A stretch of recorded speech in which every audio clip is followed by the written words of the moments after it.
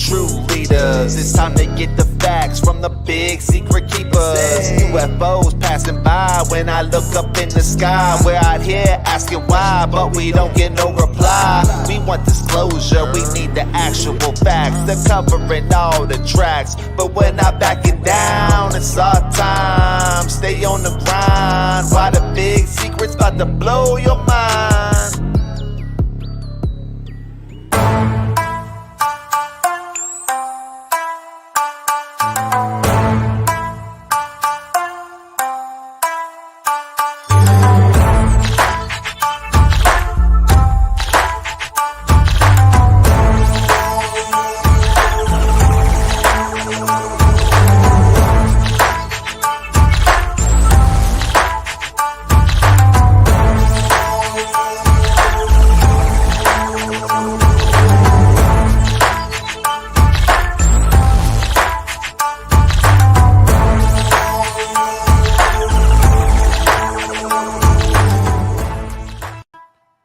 All right, truth seekers, what's going on? It is Friday and Freaky Friday. We're here at the Onyx Network, and we are going to get in a freaky conversation today.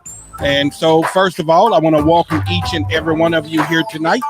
And as always, like I said, you could have been anywhere else, but you chose to be right here, right now. And with that being said, I'm going to serve you. And how I'm going to do that is simply by being the boldest, baffling, belligerent YouTube channel in the world, creating captivating conversations that'll certainly cause controversy.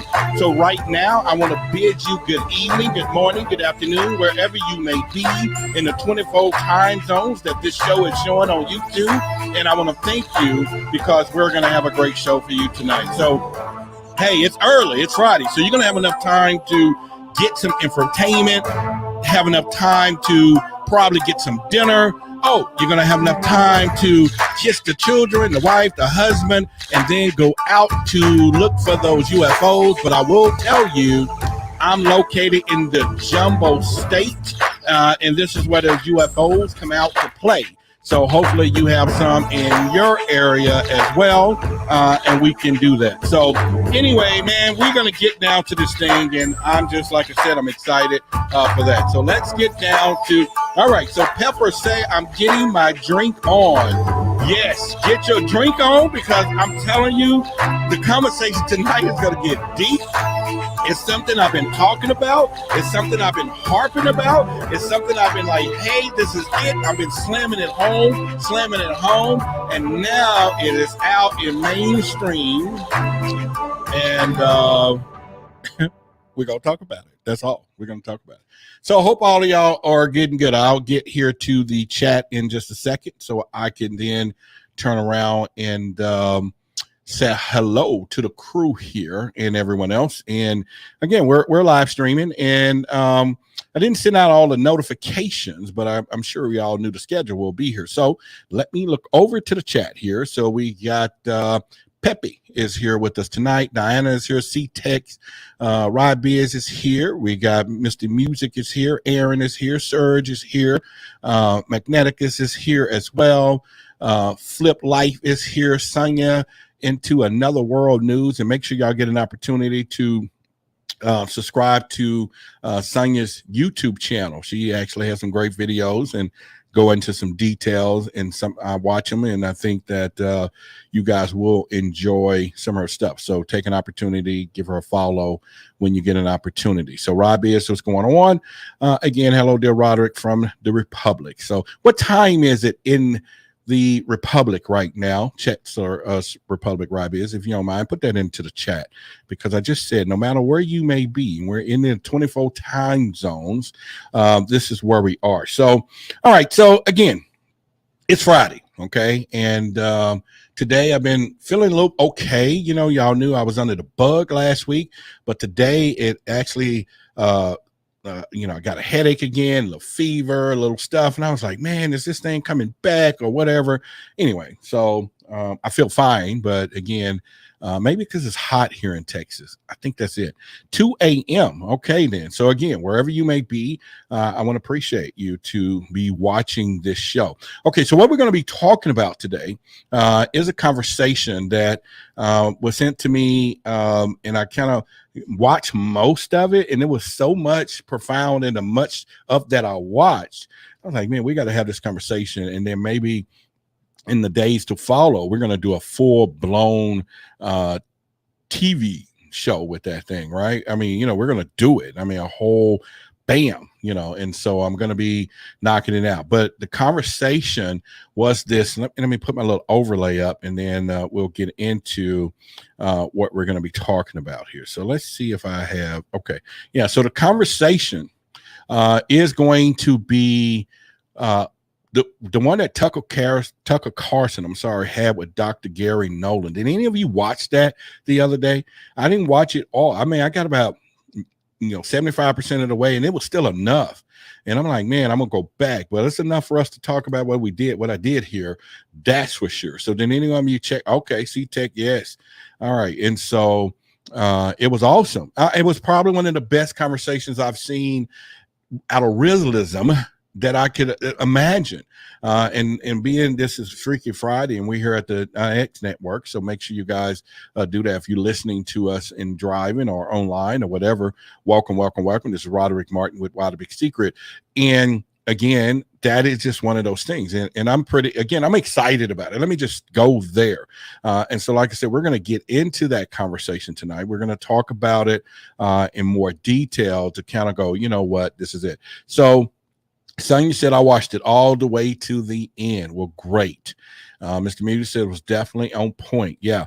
Some of the key points were the players, the who, the what, and then ultimately why the big secret. There's a lot of reasons. And I think, like I told you guys before, we have talked about this over and over and over and over, that this secret goes beyond those big secret keepers. Well, I call everybody a big secret keeper. Y'all know that. Anyone who keeps the secret from the truth seekers, our community, is a big secret keeper. And that could be a religious institutions, individuals, the government, the Navy SEALs, swimming ducks. I don't care who they are.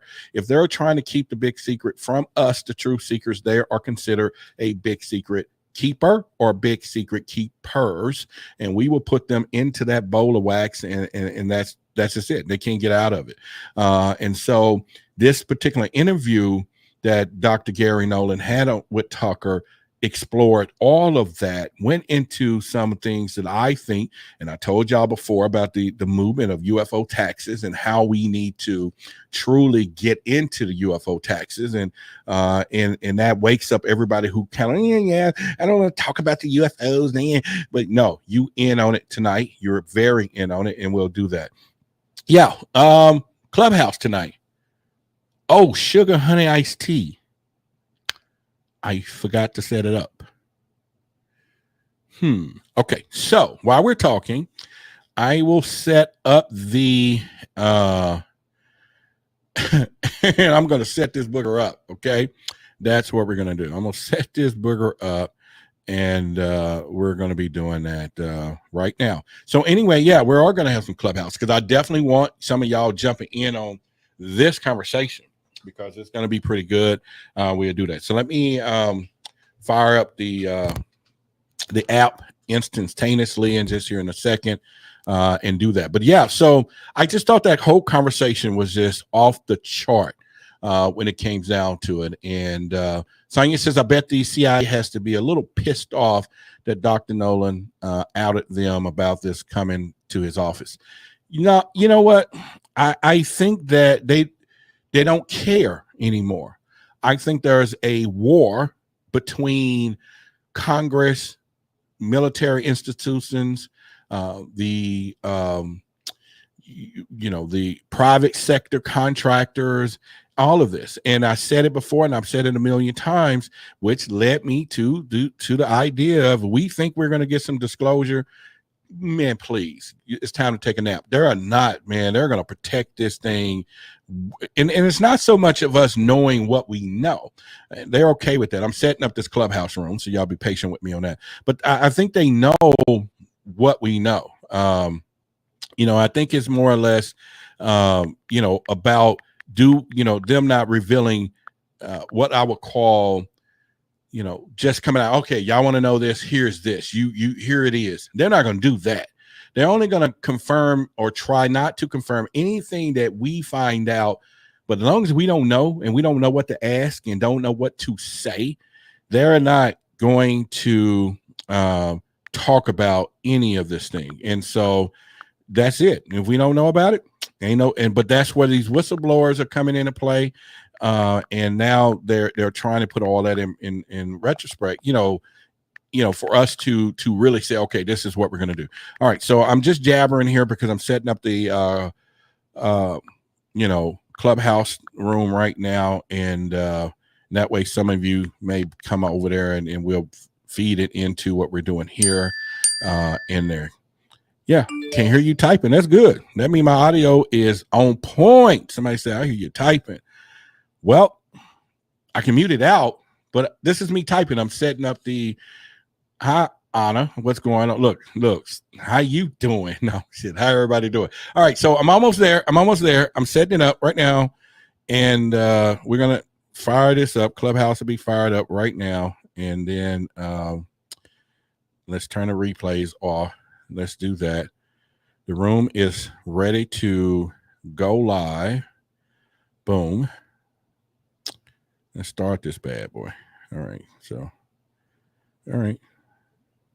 Oh, I didn't set the timing up right. Hang on. Let's edit it. Let's go live right now. All right. So that make a little boring talk there. Again, I apologize. It is set for today. Obviously, it's not going to work at this moment, So, all right, what time is it now? So Clubhouse is going to have to work at the 15-minute mark. Okay, there we go. So we'll start that room in a little bit. All right, so I'll plug in Clubhouse in about 5 minutes. I had to preset it up so we will be prepared to do that. But anyway, back on point so that I don't lose any of you who were saying, okay, man, get to the point. So the thing about it is that conversation that we're going to be talking about, I think it's a real deep one.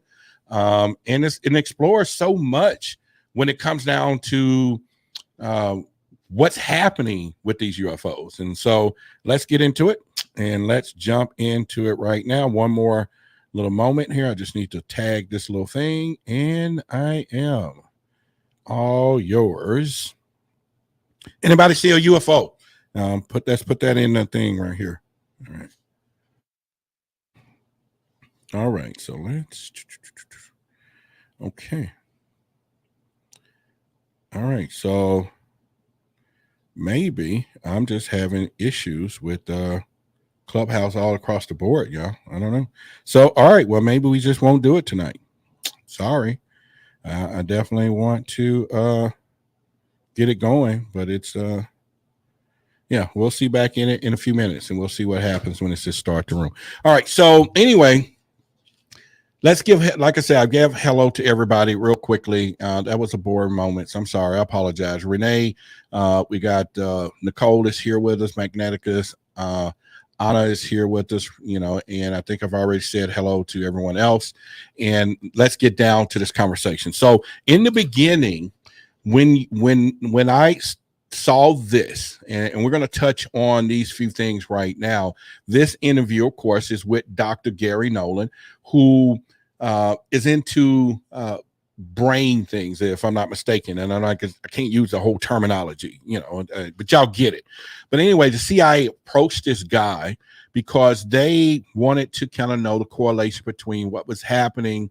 And they figured, let's get it all the way down to a genetic level where the blood work would kind of tell us or give us an opportunity to do things, because he made it perfectly clear. If you're going to get down to some issues that people are having, check the blood, and the blood usually will signal all of some of the things. And first they thought it was this and that, but then when they started talking about the correlation between all of these people, and I'm just going to kind of set this up, and he talked about this oh my God file is what I'm going to call it, where somebody's getting a report, somebody's having some elements or whatever, some issues, and somebody look at it and say, okay, that's fine. They put it into this file.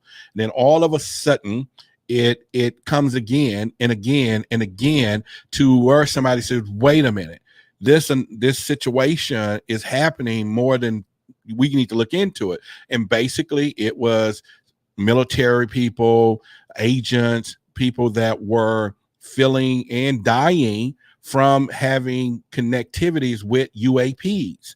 And I've did a video on this before and actually covered some things when this article surfaced a long time ago, when he was one of the part of that UFOs and running into UFOs and UAPs was causing brain damages and all these things with humans and everyone else. But now he actually said this is a thing. This is a thing. And it was a thing enough that the government says, hey, let's go back and look at some of these things. And they was going all the way back, and oddly enough, to 1947. Okay, so this means that the challenge of all of this is crash retrievals and all of these encounters. And so I'm thinking to myself, wait a minute, this is weird.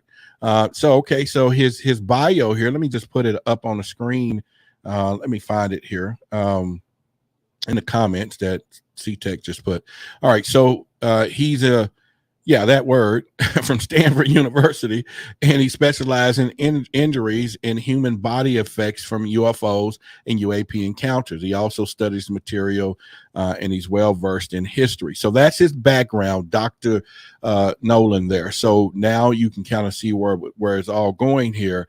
And Nicole said Jeremy was talking about that interview with Rogan. Yeah, I'm gonna watch that tonight. You sent that to me, Nicole, today, and I appreciate it. And so this thing is profound because this guy lays the groundwork to all the naysayers, people who don't really think what's happening. This dude actually spilled the beans. And let me tell you why he did that. From my perspective, as why the big secret. He did it because he knew that we now have a whistleblower thing in place. Because if he wanted to talk before this, he would have got into some trouble. It would have been some problem because he also talked about all these NDAs that people have out there, but he already know the jig is out there. It's there. He can talk about it, right? And so I know he knew right then and there, okay, man, I can talk about it. And that was one of the things from there, and I think that he, so I got some notes. I took notes and we're going to go over those. Let me see if I can fire up this Clubhouse thing and if it's going to work for us right now. Oh, crap. I know why Clubhouse didn't work because I set it for 8 o'clock instead of now. Okay, so here we go. Clubhouse is popped open. They definitely missed the intro. I forgot we're an hour ahead, y'all. My bad. And I kept going, why Clubhouse is not working. So, all right. And people probably coming in Clubhouse like, this dude, we just popping up. Okay, so it's used for a purpose now for us. And so it is now up and running. All right. So at this point, so what I'm saying is that I took some notes, and so we'll definitely fire up on that in just a minute, and I'll make sure I could put a few things in place here, and then we'll do that here in just a moment here. All right. So so anyway, so let's get into this conversation. And first of all, in the comments, let me see what some of you thought about this particular interview. Okay, I want to hear your thoughts first, or what you thought about it. Don't get into a lot of details because we're going to cover that tonight, so you can add your opinion into the conversation as we go down this thing. But just overall, what was your thoughts, those of you who saw this interview, and what was your thoughts of that whole conversation overall, and what did you walk away from saying to yourself, what we have? So if you definitely have seen that, then that's fine. But I'll get into one of the things that was pretty thing was when he started talking about all these symptoms, right? Dr.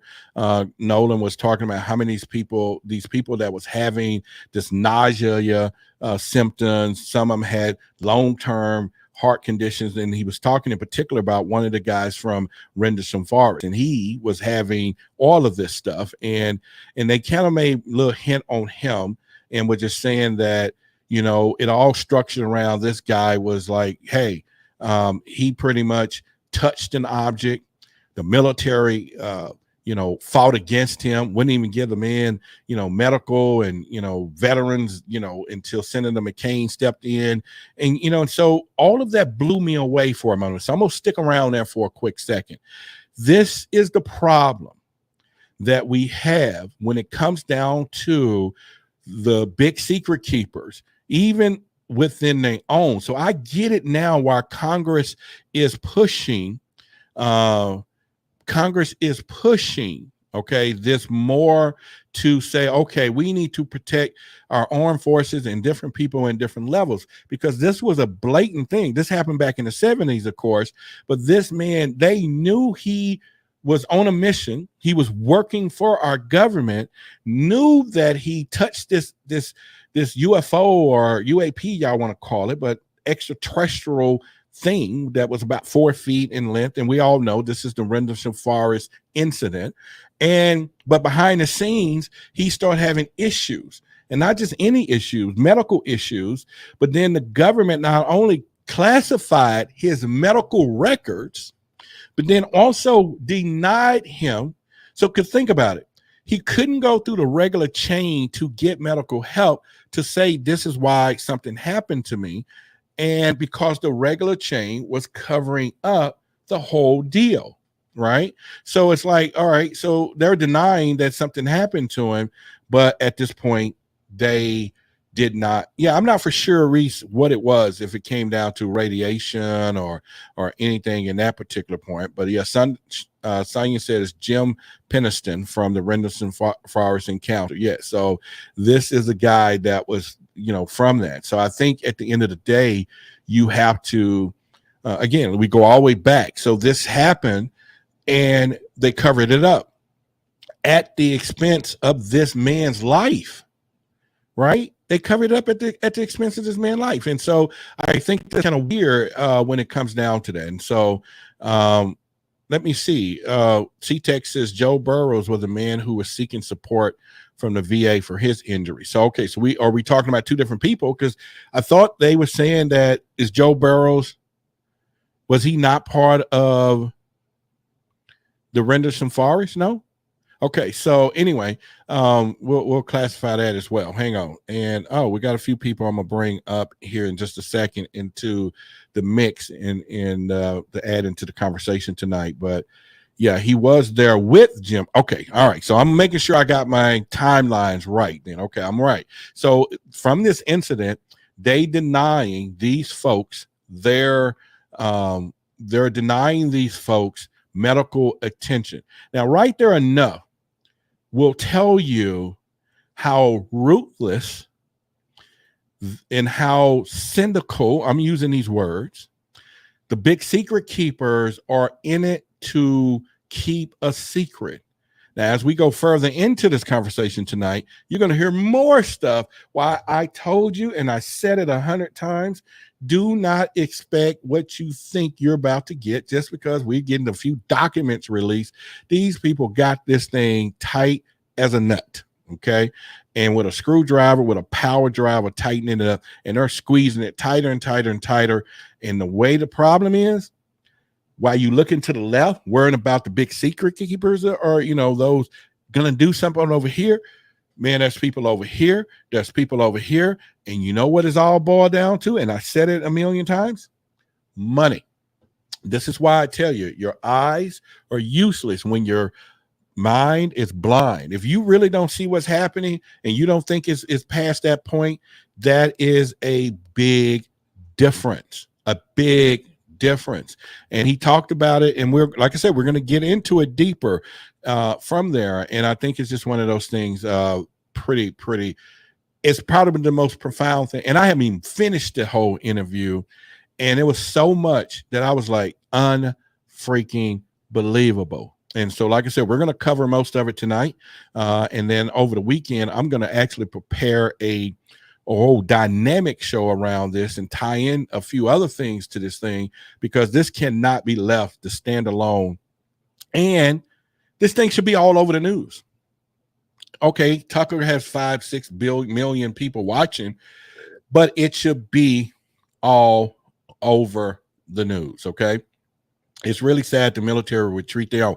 That was my point, Sonia, when he started talking about how the military was treating these people, and knowing that these people were on a mission for us, the country, being in contact, get caught up with something, block their medical records so they can't even get help. So it's like, we're going to classify your medical records to where nobody can see them. So if you go to any doctor, they don't know what's really, really happening, and there's nobody who's going to get it.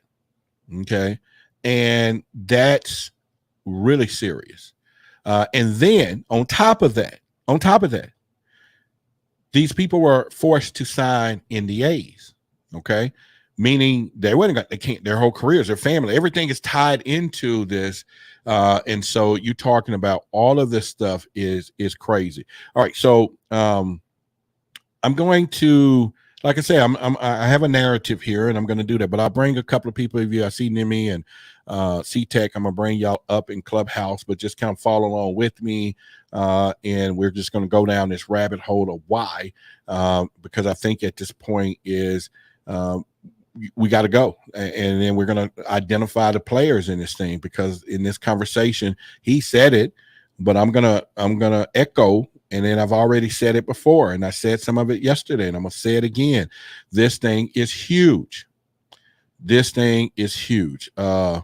And I think it's one of those things. So C-Tech, I'm gonna put up here. You said this Carson and Nolan interview was so proverbial treasure trove of information and perspective from a very reputable source or reputable source. Yeah. And so, like I said, and one of the things he said, and I'm gonna make it a theme word pretty soon. He said something also in that interview that I just wrote down, and I'm gonna put it on my board, and I'll share that with y'all in a minute.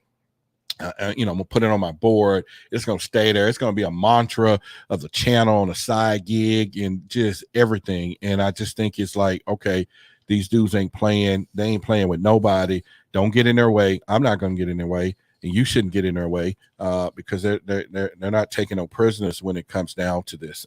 From there. So let me make sure I got my notes lined up so we can go to the story now. Because that was just me just talking, y'all. We fit to get into it. Let me put a couple of you all in here just so that I'll be prepared here. All right. There we go. All right. So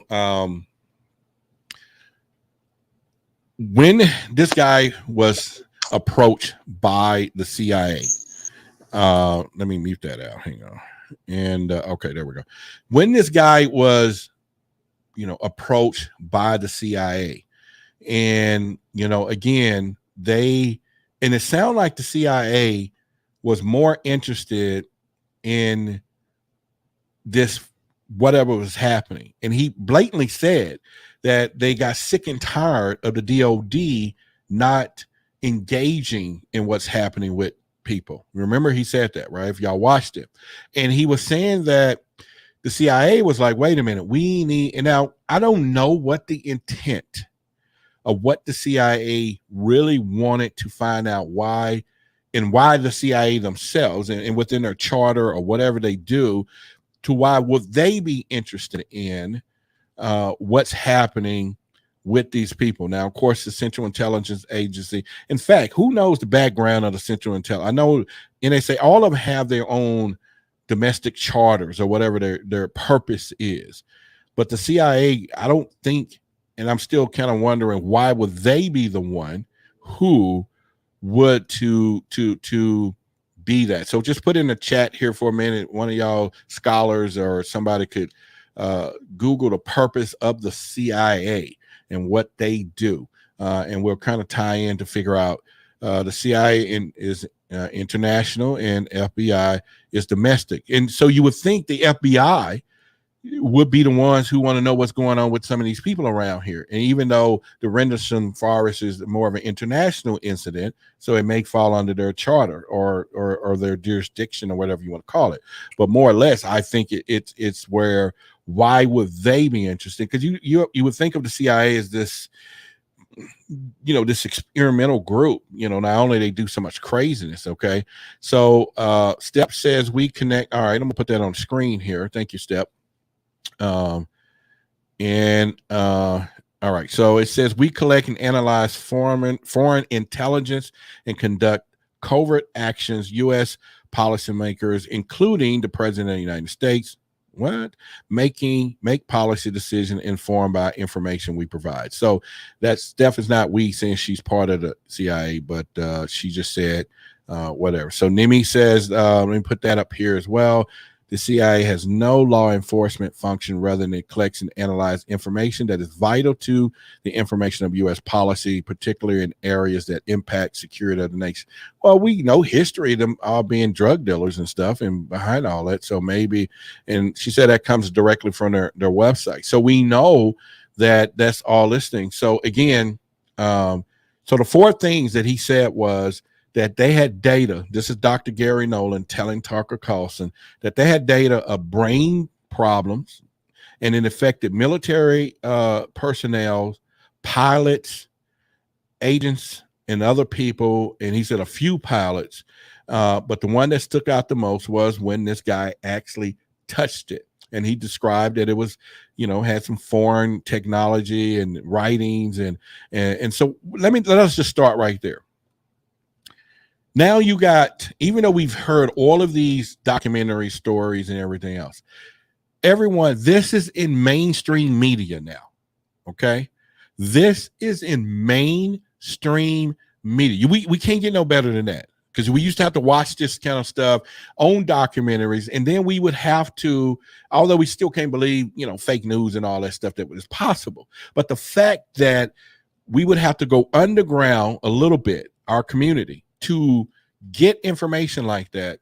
And here it is in a place where Tucker Carlson, out of all people, in his own show, because you can see it wasn't Fox. This is his show.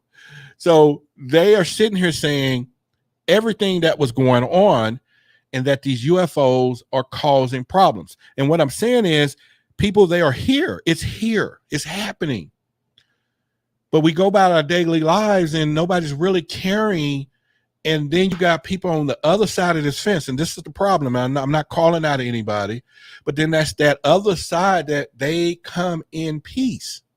And I ain't said that they had some malice intent that they doing this, but obviously they know the effects that they have on humans. They know this. They have to. All right, Tucker have his show on Fox Nation, which is a spinoff from Fox News, kind of like how CNN has a spinoff. Okay, gotcha.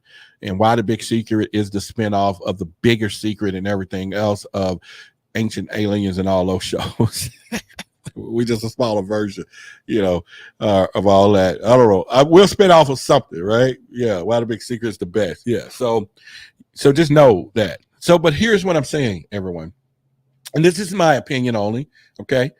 Is this thing is huge, okay? And once again, if you're listening to us on UNX Radio, UNX Network, y'all make sure if you have an opportunity to go check that out, you will see a plethora of UFO shows. That's unxnetwork.com, the Unexplained Network. And so we're broadcasting here, Why the Big Secret, live on the radio station that's going on right now. So definitely check out, because you will see a lot of other shows there. But anyway, back to what I'm saying.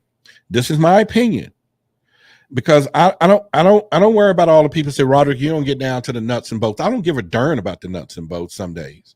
I need to know the reality of how this affects me, my life, my community, my people that go to work every day, that sit here and wonder the big secret and what's happening. Okay, yeah, they got a ray gun. I'm not going to care about no ray gun. But I do care about the rays and the UFO that's bothering folks. All right. And so that is something that definitely is an issue. I care about that.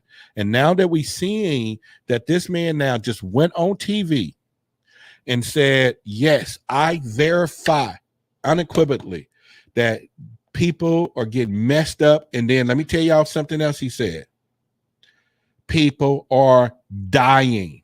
Did y'all hear that in the interview? Anybody else heard that? Right up front, he said people are dying. So that takes us to a whole nother level, folks. A whole nother level that people are dying, and it's a secret, and we don't hear about it. And all of us can't wait until we see a UFO. I don't want to see now. I don't want to, not in no close quarters. If it's causing brain damage, that's not on my dream list. I know someone like Sonya be more than happy. She love it. She probably want to go on a space ride with him. I'm not doing it. I'm not doing it. That's why I told y'all, if they be behind the dumpster and waving and stuff, I'm not doing it. So hang on a second. Magneticus, let me show what he said here. He says,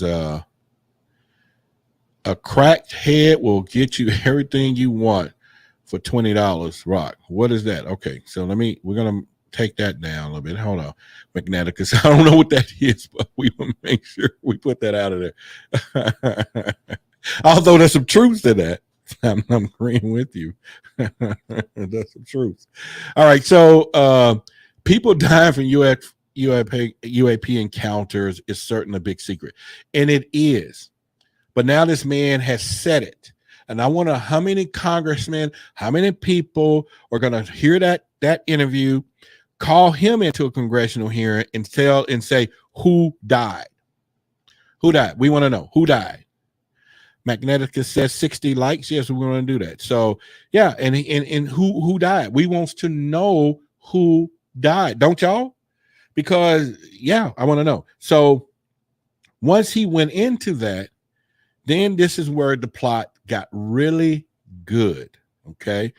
Now, ladies and gentlemen, what you're about to hear and what we're going to go on through is where I think I hit the jackpot a long time ago. I really did.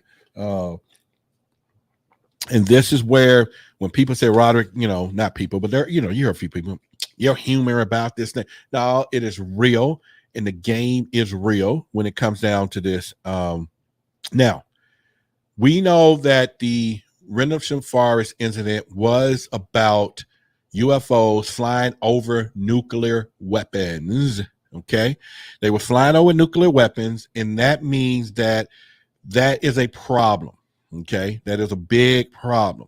And there's not a problem of saying we want to save the world when we do this. Okay, now, most of the time in ufology and with MUFON and when there's a landing, we do check for radiation. And so there's a correlation between that. And we know that our nuclear weapons is mainly all radiation, so we know that. So that could be something that they would do that. Now, World Bigfoot Radio says let cattle mutilation leaks. They would shoot. But they won't talk about human mutilation. We actually did a show on that a while back where I told about one of the incidents. And I think the extraterrestrials on that deal, World Bigfoot, and I'll get back on point, they used their intelligence on this deal. They knew that we can't do a bunch of human mutilations and then drop it down on the ground. That'll be a problem. So they got smart enough and said, let's just stick with the cows. That's why when they did that back in the day, we heard about it. But it could be still going on. But they was like, no, y'all stick with the cows, telling everybody else, because this is not what's going to go down from there. But anyway, so let's get down to a few things, and then we'll ask a couple of people that's up on my Clubhouse stage a few of this conversation in a moment from there. But again, if you have not heard of Rendlesham Forest, check it out. Bring it back. So this guy says that he knows the guy that was part of that, or some people, and he was just talking with some of these people he know really, really good. Obviously, he's been doctoring on them. So we already talked about the big secret keepers hiding their medical records, putting those people on the NDA, letting them suffer because they want to keep the secret a secret. Okay. And so I really had a problem with that when it comes down. They did try to say there was a connection to, was it Havana syndrome? Yeah. And I don't even really know what that is. So somebody look that up. Look up Havana syndrome and what's that's all about. Post it in the comments so we can kind of see, because he said that it all started out to similarities to that, and that was happening with people that was abroad or some of our other government out there, and so they was like, okay, let's look into this and check this out as well. If you find any value in what I'm saying thus far, definitely you could hang on a minute. I was going to say we can super chat, but I rather use my let me see my banners. I rather use the Cash Out banner. Here we go, y'all. There we go. Boom. That's it. You know what I'm going to do? I'm going to make it a sticker. Make it a it's called a ticker. And I don't know how to do that on the fly. But anyway, so right now, there you go. So we'll leave that there. That's the Cash Out. If you guys want to support the show with that. Oh, I can edit that. Hang on. I can at least let you know what it is. All right. Scroll as a ticker. Boom. Bam. There you go. All right. So anyway, so that's the Cash Out. And again, later on, we talked about it. We're going to be doing a raffle type drawing through Cash Out with this $5, $10 or whatever we're going to do. And then we'll choose who get this book. And remember, it is signed by Stan Freeman himself, Kathleen Martin, and which is a good thing. He's no longer with us, but he is the grandfather of some things, especially when it comes down to the term ufology. So just know this. But anyway, all right. So this is going to get ugly. So if you're ready, you're ready. If you're not, I'm sorry. This is Freaky Friday. It's Friday, and the conversation not going to be good when it comes down to these big secret keepers. Okay, so he directed EMF weapons on the staff. Okay, blah, blah, blah. Havana syndrome. Okay, here we go. Is an alleged set of medical symptoms with unknown causes experienced mostly abroad by U.S. government officials and military personnel. The symptoms range severity from pain, ringing in the ears, cognitive difficulties, as well as first reported in 2016 in the Canadian embassy staff. So in Havana, so that's where the name, hence Havana syndrome, come from. Thank you, Nicole, for that.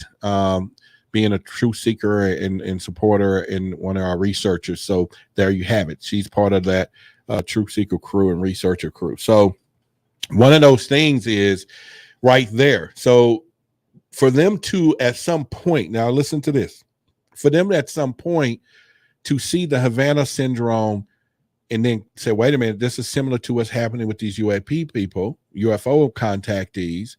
And then he said out of 100 cases, 80% turned out to be Havana syndrome. So he then focused on the one which would be all these encounters with UFOs. And so let's start with this. First of all, Nimi, Mateo, C-Tex, I'm sorry, C-Tech, you guys are in Clubhouse. Thus what I've said thus far. Nimi, I think you said you haven't even watched the interview yet, right? Nope, I haven't seen this one, but it looks like a good one. Oh, I'll probably watch it tonight. It's one of the best. What about you, C-Tech? Absolutely. Definitely time well spent. I highly recommend it for everyone. Dr. Nolan is highly intelligent, very reputable, and he knows what's going on today. And the really good part about it is he knows the history. So in the interview, he really does tie past and present together. Oh, probably better than just about anyone. I mean, it was really amazing. I know you liked it, and you and I already talked about it, Roderick, and incredible. It's, I was so floored, and I actually had a phone call that came in and I had to take it. And for the first time I was like, man, and I was like, I can't wait to get back to this. And then of course, when the show itself began to this time start coming, I said, okay, let me just take some notes on it. But this thing was so incredible because all the stuff that he pieced together. And the funny part about it is when he said that even in this 2023 new DOD budget and all that, and he started talking about the focuses. He said, they wanted to go back to 1947. Not only they wanted to know who the crash retrievers were, what was happening, And then he said they want to know, tell the DOD, tell us everybody you got under the NDA, because now they know that these people are swept under the rug and they need to find them, rescue them, so to speak, and see who still is probably around, because they done tuck these people away somewhere quietly, okay, with illnesses that they can't get no help for, and all this stuff. And he was like, then they was talking about they wanted disinformation. He talking about this thing said, give us everything y'all don't put out here lying about and trying to hide. I was like, you're not going to hear that crap. You're not going to get the government to tell you what that is going on that way. It's not going to happen. But it lets me know that there is a war between the civil side of this thing and and then the contractors are all in it. So, ladies and gentlemen, just don't think that we're in a time of disclosure. Just know we're in a cat and mouse, and they are playing it, and we got to watch the fight. They're fighting themselves now.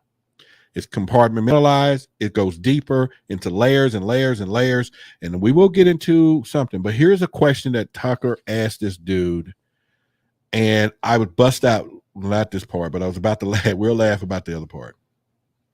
But like I said, he said they wanted to go back to 1947 to collect the DOD data, events, the NDAs that they got with people, disinformation, the medical harms. And so, in other words, this is a full-blown assault to find out this thing is big, it's huge, and to know that it exists. Now, what I want to say to each and every one of you, if you still have any doubts about this whole thing, I want you to know, thank you. I want to tell you, thank you. Not that you're a service person, that you have served in the military, which we know, we think everybody who does that. I just want to thank you. Anybody who's hardworking, you go to work every day and you pay your taxes because you in on this. This is your money. This is your money. So UFO taxes is our new movement, and we need to start a movement. UFO taxes. At least people will be like, what that is? The more people ask where the money is, we'll get more answers. But nobody cares because they don't think, they have nothing to do with this phenomenon. But every person who pay a tax bill is now in on the ultimate cover-up because they're using our money. And when Tucker Carlson them laughed about that, I'm going to play that clip later on. And he laughed about it, about the funding continue. He's like, that's a Washington thing. We'll get to that later. I'm rolling over in the seat like, oh my God, it's like they just make fools of us, right? But anyway, he asked the question, why do you think the DOD or U.S. government more broadly has lied about this for so long? And Dr. Gary Nolan said a response that I think that we've seen it right before our eyes. We know about it right before our eyes, and we should understand it right before our eyes. His first thing was admitting that the U.S. government admitting we don't control our airspace.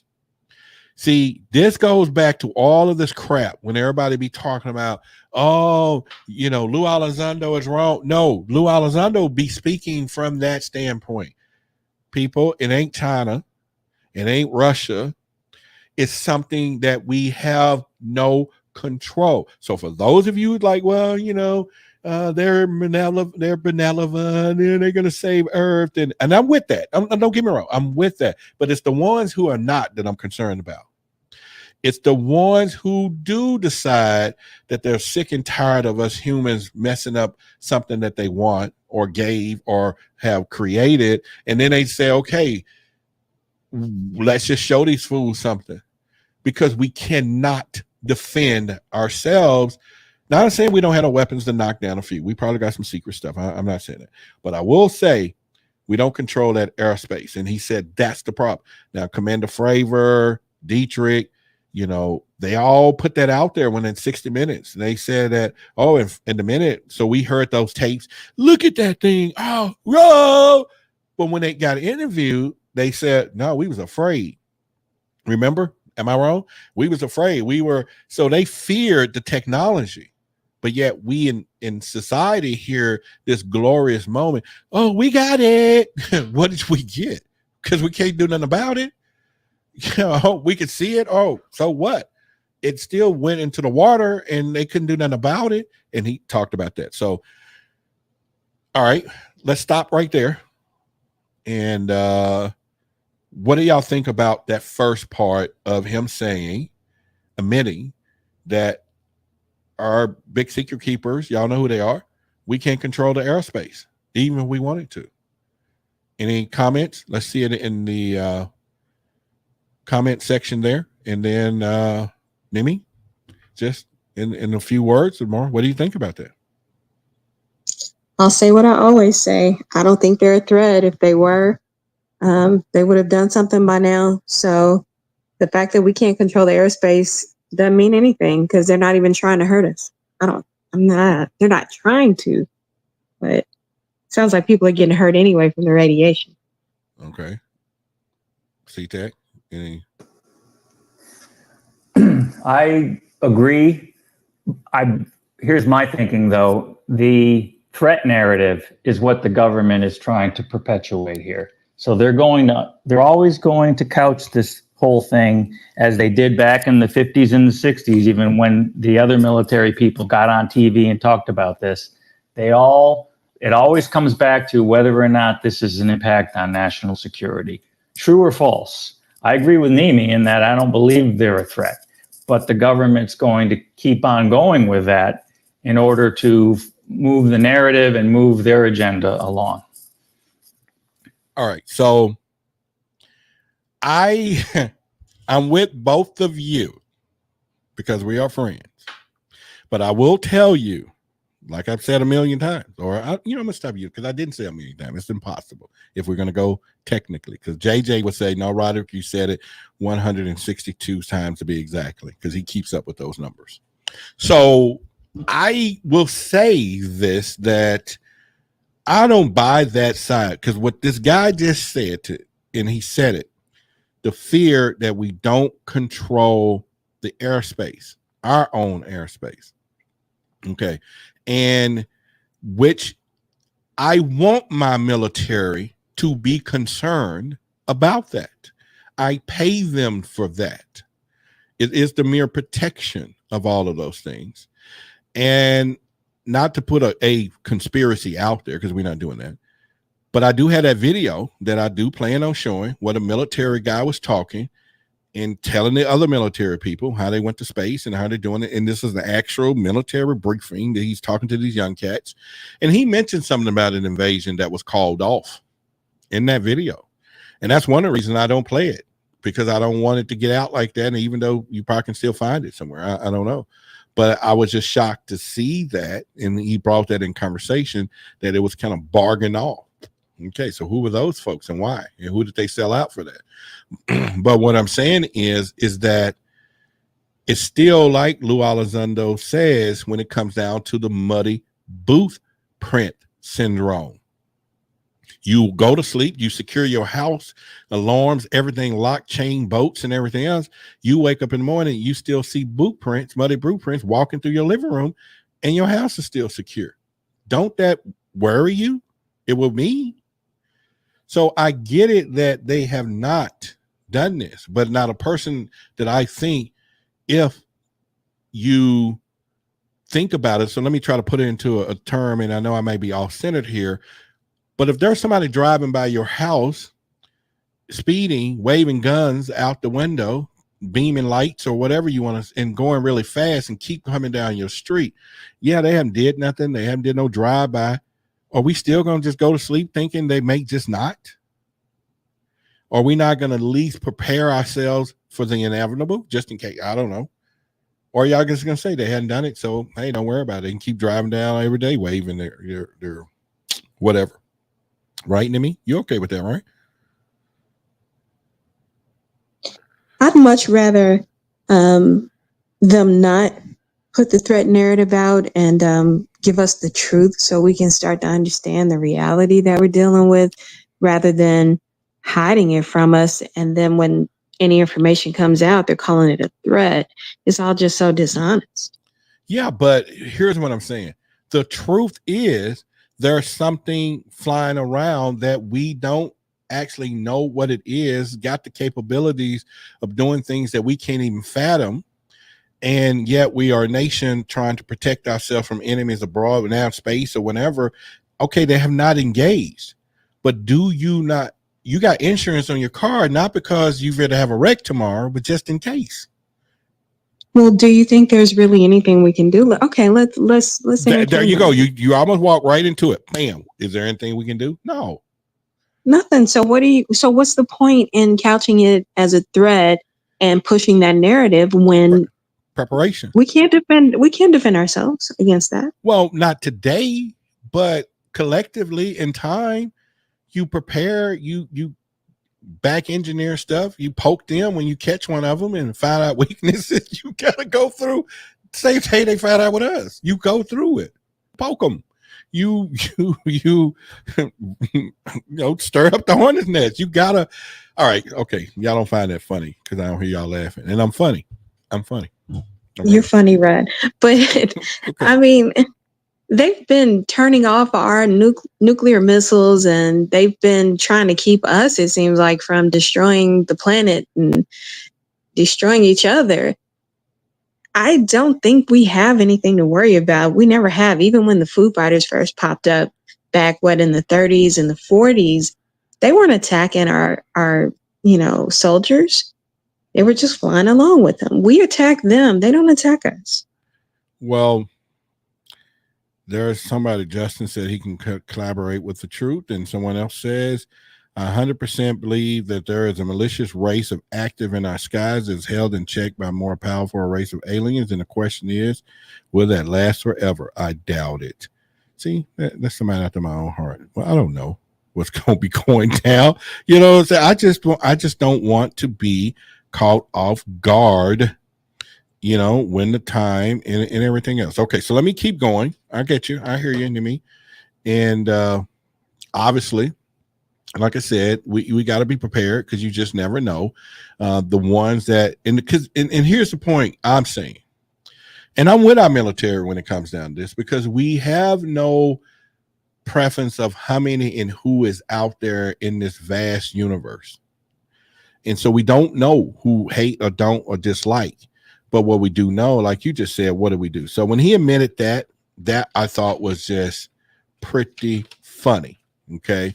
And so the next part was, he said, this is Dr. Gary telling Tucker. He says, we have data, but we also have proof that there is something else here. He said that they don't want nobody to know about. They don't want anything because they don't know what action it would be. You get what I'm saying? So once again, the curiosity of our military is, what he's saying is that they know something else is here. So I'm saying to each and every one of you, and I'm just saying it to myself, if you were commissioned to protect the borders and the sovereignty of the United States of America, and there is a problem, that there's something out there, we can't figure it out, then I want them to pass whatever narrative it is to get the money from all us hardworking people, because they're taking it anyway. And y'all need to go figure this stuff out. But then what Carlton and them laughed about takes us to another level. So he said there's something else out there. And one of the things he talked about was that we'll get to that in a minute. But anyway, go ahead. I'd like to chime in here for a minute, Roderick, if you don't mind. Sure. Your point is spot on, and it is exactly the impetus or the motivation that Congress is using to move ahead all of the legislation, including that Intelligence Authorization Act and all the stuff that was in the Defense Authorization Act for next year. Their motivation is exactly that. The military knows, as Nicole said in the chat, something is going on, but they don't understand it. And they don't understand or have any idea how big or little a threat it is to our national security and to the people of the U.S. So this is the motivation that the Congress and the legislators have to push this ahead. And I like that part. Yeah. I like the fact that the concern, the threat is enough to finally get the wheels moving here. And that's the good part. As far as how real the threat is, that's another question. And it's more of an unknown, right? So humanity has an innate trait where we're afraid of fear of the unknown, right? So we don't understand it. So right now it's scary because we don't understand how big or how bad it could be. But the good news is everyone's aware, politicians are awake, they're pushing for the answers, and whether the military likes it or not, they're going to have to go ahead with it. And you said it, you know, and I'm with you because it's just like, think about it, because the DOD has been hiding this because they didn't want people to know there was a weakness somewhere in our net of security, right? For something that they don't know. But yet we're this big bad wolf thing.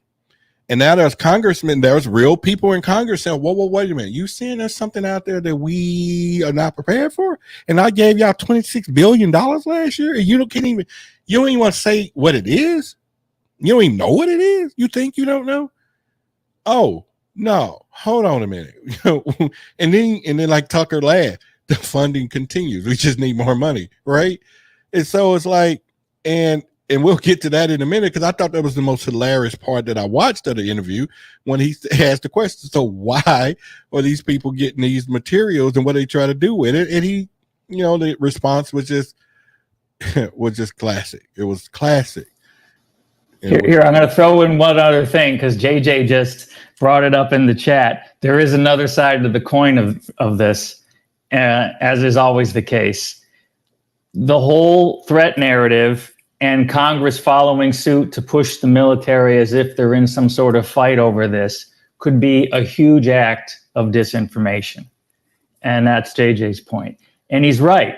This has gone on for a long time, right? 70, almost 80 years now. It is very possible that they want the public to be afraid of the UAP threat. And they want the public to think we don't understand it because they're using the military and the government in unison in order to hide some sort of technology that they have, that people are seeing, that they want everyone to think is a UFO. Remember, that whole ploy has been going on since the beginning. So I just want to bring that up because there is another side of the coin. I don't know if I believe that. I would rather believe the first part, but you know that we don't know the truth. It could be either. All right, so I got a question because you said they, and when you say, so it sounds like you were saying that Congress, the lawmakers, or the people that are seeking the truth in these new amendments and all that, is also part of disinformation because they are wanting us to fear. So they're pushing for answers to get us to fear the military side of things. I mean, it's all a charade.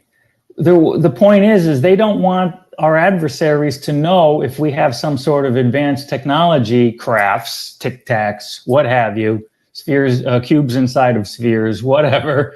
They don't want anyone to know that. So what better way to do that is than to hide it in plain sight and to make everyone think that this is some sort of UAP phenomenon. I'm not saying this is the case, but this is something we have to all keep in the back of our minds because that could be what's going on. I don't think the evidence supports that because people are getting killed and hurt and injured, but you never know. So I just thought I'd throw it out there since, you know, I think everyone here has an open mind and wants to see both sides. Okay. I agree. I think that's a possibility. But I also think that in that fear of UFOs can equal them hiding what's really happening with the technology. But our fear can also be a driving force for more money to head toward, you know, to be funneled toward black budget projects, and whoever's getting their pocket lined with the money that goes into those black budget projects, it could be about that too. So if UFOs are real and extraterrestrials are visiting us, it could still be a way to get us afraid, even though there's no threat, so we can send that money. Well, you know what? That was one of the points that he made, and we're going to touch on that. So you hold those thoughts in me, because you're taking me right down the road.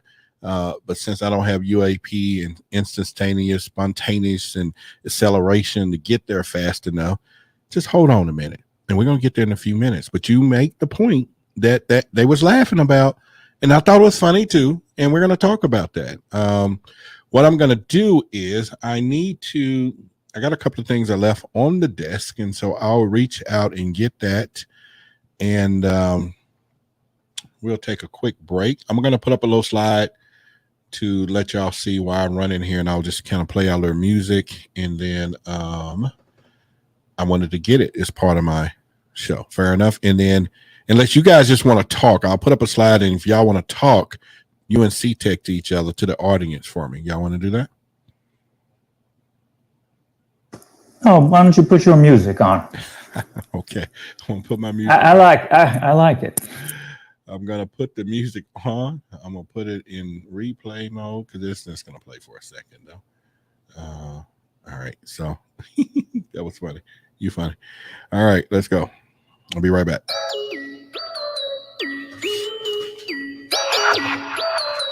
We all know why we're here. So let me ask you a question then. Why the big secret? Truth seekers were really the true leaders. Keep it grooving, the movement like two-seaters. Turn it up, we knocking through both speakers. It's time we get the truth from the big secret keepers. Hey, truth seekers were really the true leaders. Keep it grooving, the movement like two-seaters. Turn it up, we knocking through both speakers. It's time we get the truth from the big secret keepers. Hey, break it down. Now can you peep it? They're deceiving all the people. Let me ask you, what's the secret? Misinformation and lies, a devious disguise. They want the EMF blast until our brains is fried. Oh, point their beams in the sky. Oh, it's a movie now. This world is all CGI. Their plot is truly foul. But we're here to rise up and bring the real. Time is now, truth seekers. Y'all know how I feel. Truth seekers were really the true leaders. Keep it grooving, the movement like two-seaters. Turn it up, we knocking through both speakers. It's time we get the truth from the big secret keepers. Hey, truth seekers were really the true leaders. Keep it grooving, the movement like two-seaters. Turn it up, we knocking through both speakers. It's time we get the truth from the big secret keepers. Hey, why the big secret?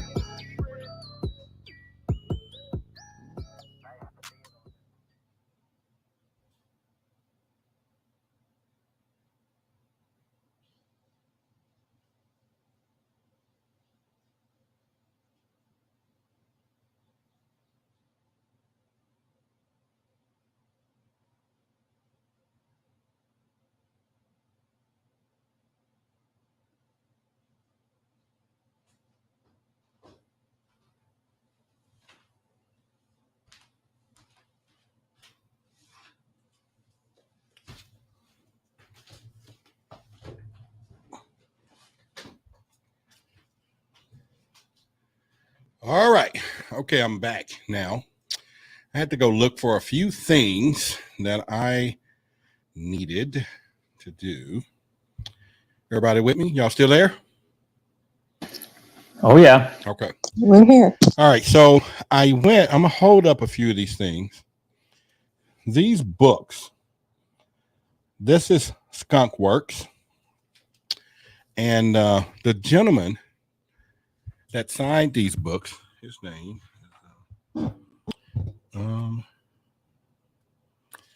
wow, can't even spell his name. He signed it wrong. But anyway, the way he signed it, it was his signature. But anyway, he gave me these books that he wrote. One is about the Blackbird. All of these full color books from McDonnell Douglas. All these planes and stealth, all this technology. And he was at a UFO conference that I met this guy. And he actually worked there. He designed some of this stuff. And he was talking about how all of these planes. He did a book on this stuff that a lot of times we don't talk about. I'm gonna open up a couple of them in a minute, and let me just set them here because it's going to be essential if I can embed it in. So I wanted to go back in there and get them for y'all, and I'll show you some pictures.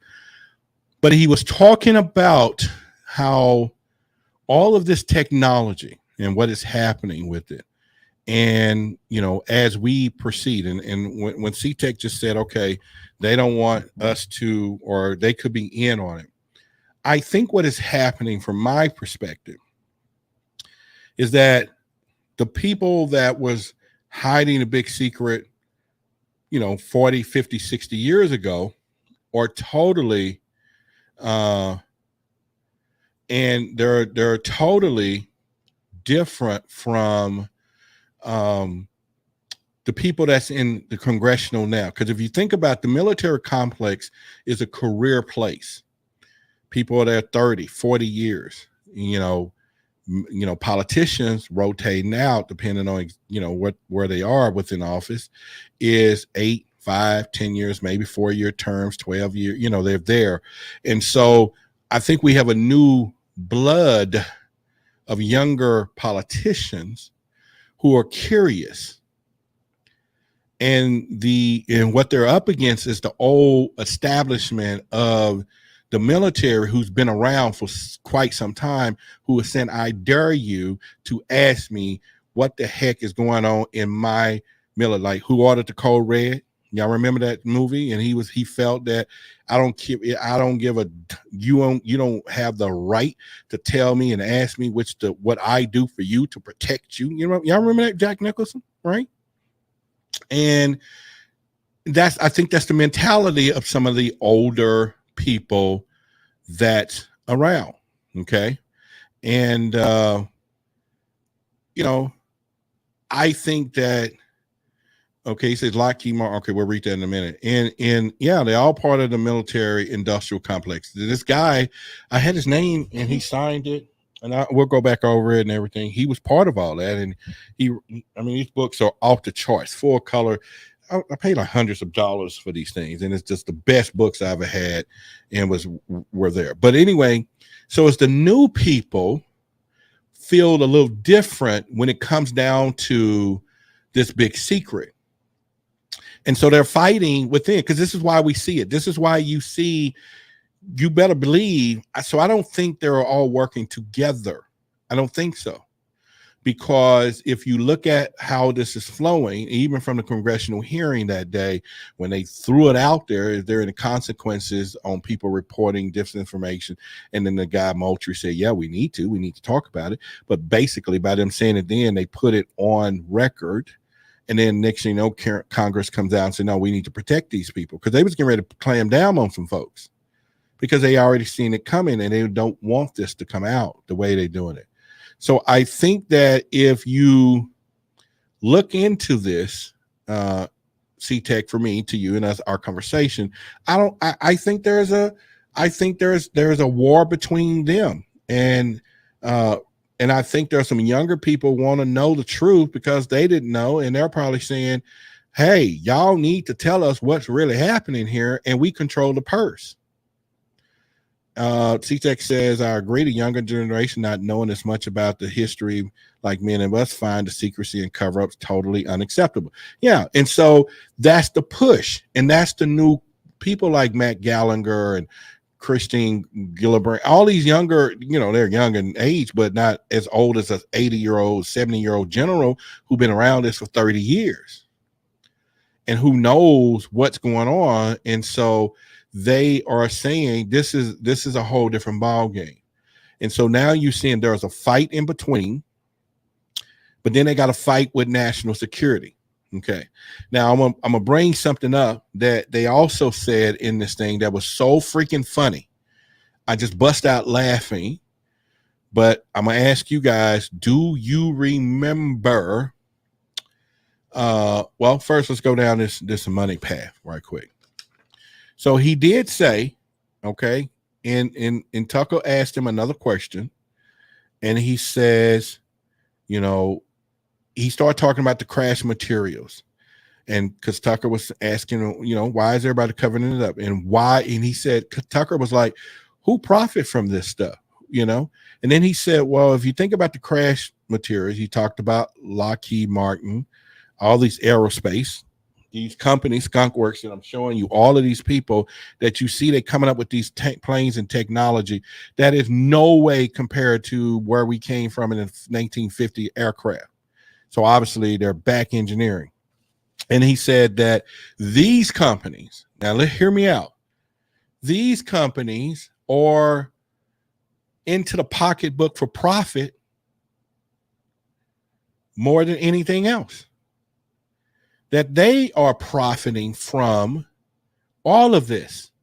And so therefore they have more power because some of this stuff has been given to them.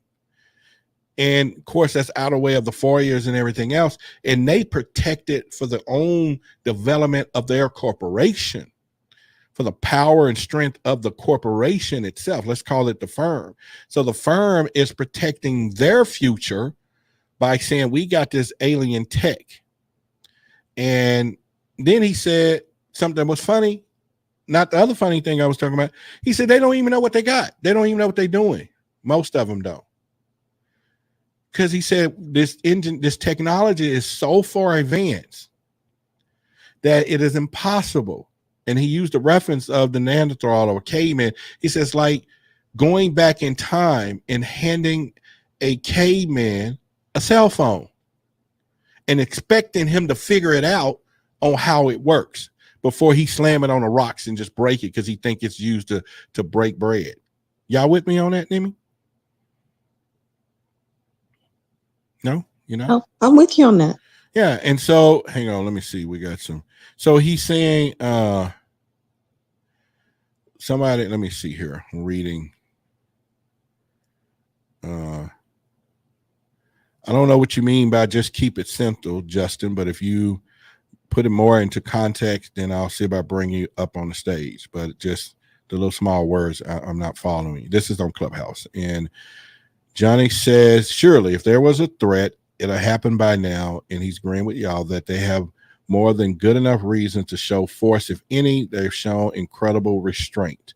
Or is it America running out of all countries to go to war? So we need alien threat to keep funding the military industrial complex. Okay, so that's his opinion, Johnny.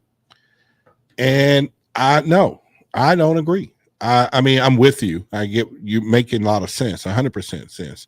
But I don't agree because I have a problem personally with the fact that there is something going on. There is something we don't know who's in it. And yeah, they might be being nice. Maybe they stacking the cool. Maybe they're waiting on more of them to show up. Maybe they just outnumber. And maybe they don't really care. And maybe it's happening slower than we think through global warming. I don't know. They don't care. They can just wait it out. But all I'm saying is, I want my military to be prepared. And the race is on, of course. If somebody else get a hold of this technology before us, then what you're going to say? If they ain't doing it, then what? All right. So he said when he asked the question was, we're not, he was like, it was so funny. He was like McDonnell Douglas and all of them other countries don't share technology with nobody else. So now you have this compartmentalized, our military is not sharing with the other part of the military, and then that military is handing some to one of these contractors who's not sharing it with another contractor, who then in return is not showing it to our government. All these people are arranging the point that this is not working out, okay? And so I thought that was just kind of one of these deals from there. Let's see. We got getting low battery on my Clubhouse, so hopefully it'll last to the end of the show.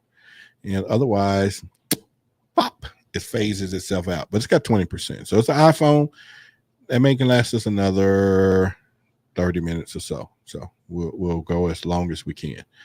Sonia said it's all compartmentalized. They don't know. They don't want to share. That is correct. Shadi said it goes back to ancients. Okay. Nicole says there is a mix. No, this is JJ talking to Nicole. Magnetica says 5G. All right. So the other funny part about it. So let's go down this rabbit hole. and again, he was talking about how they profit from these things. And he was saying that how all of this alien tech, crash retrievals, most of this stuff is in private hands of contractors.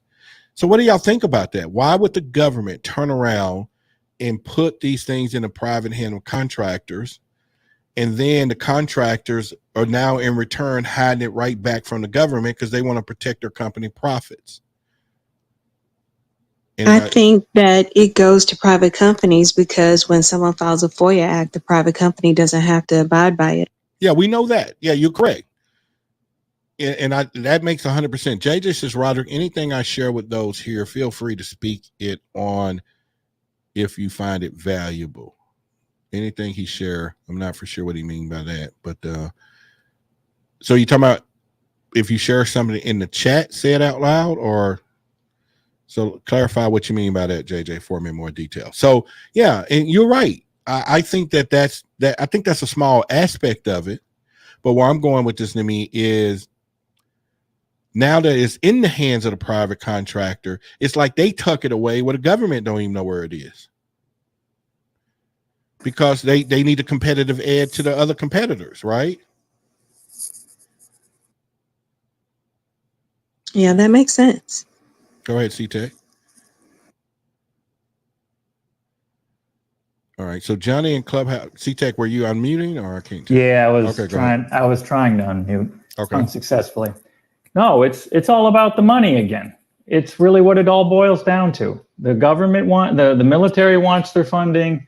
The military industrial complex, the private companies want their funding.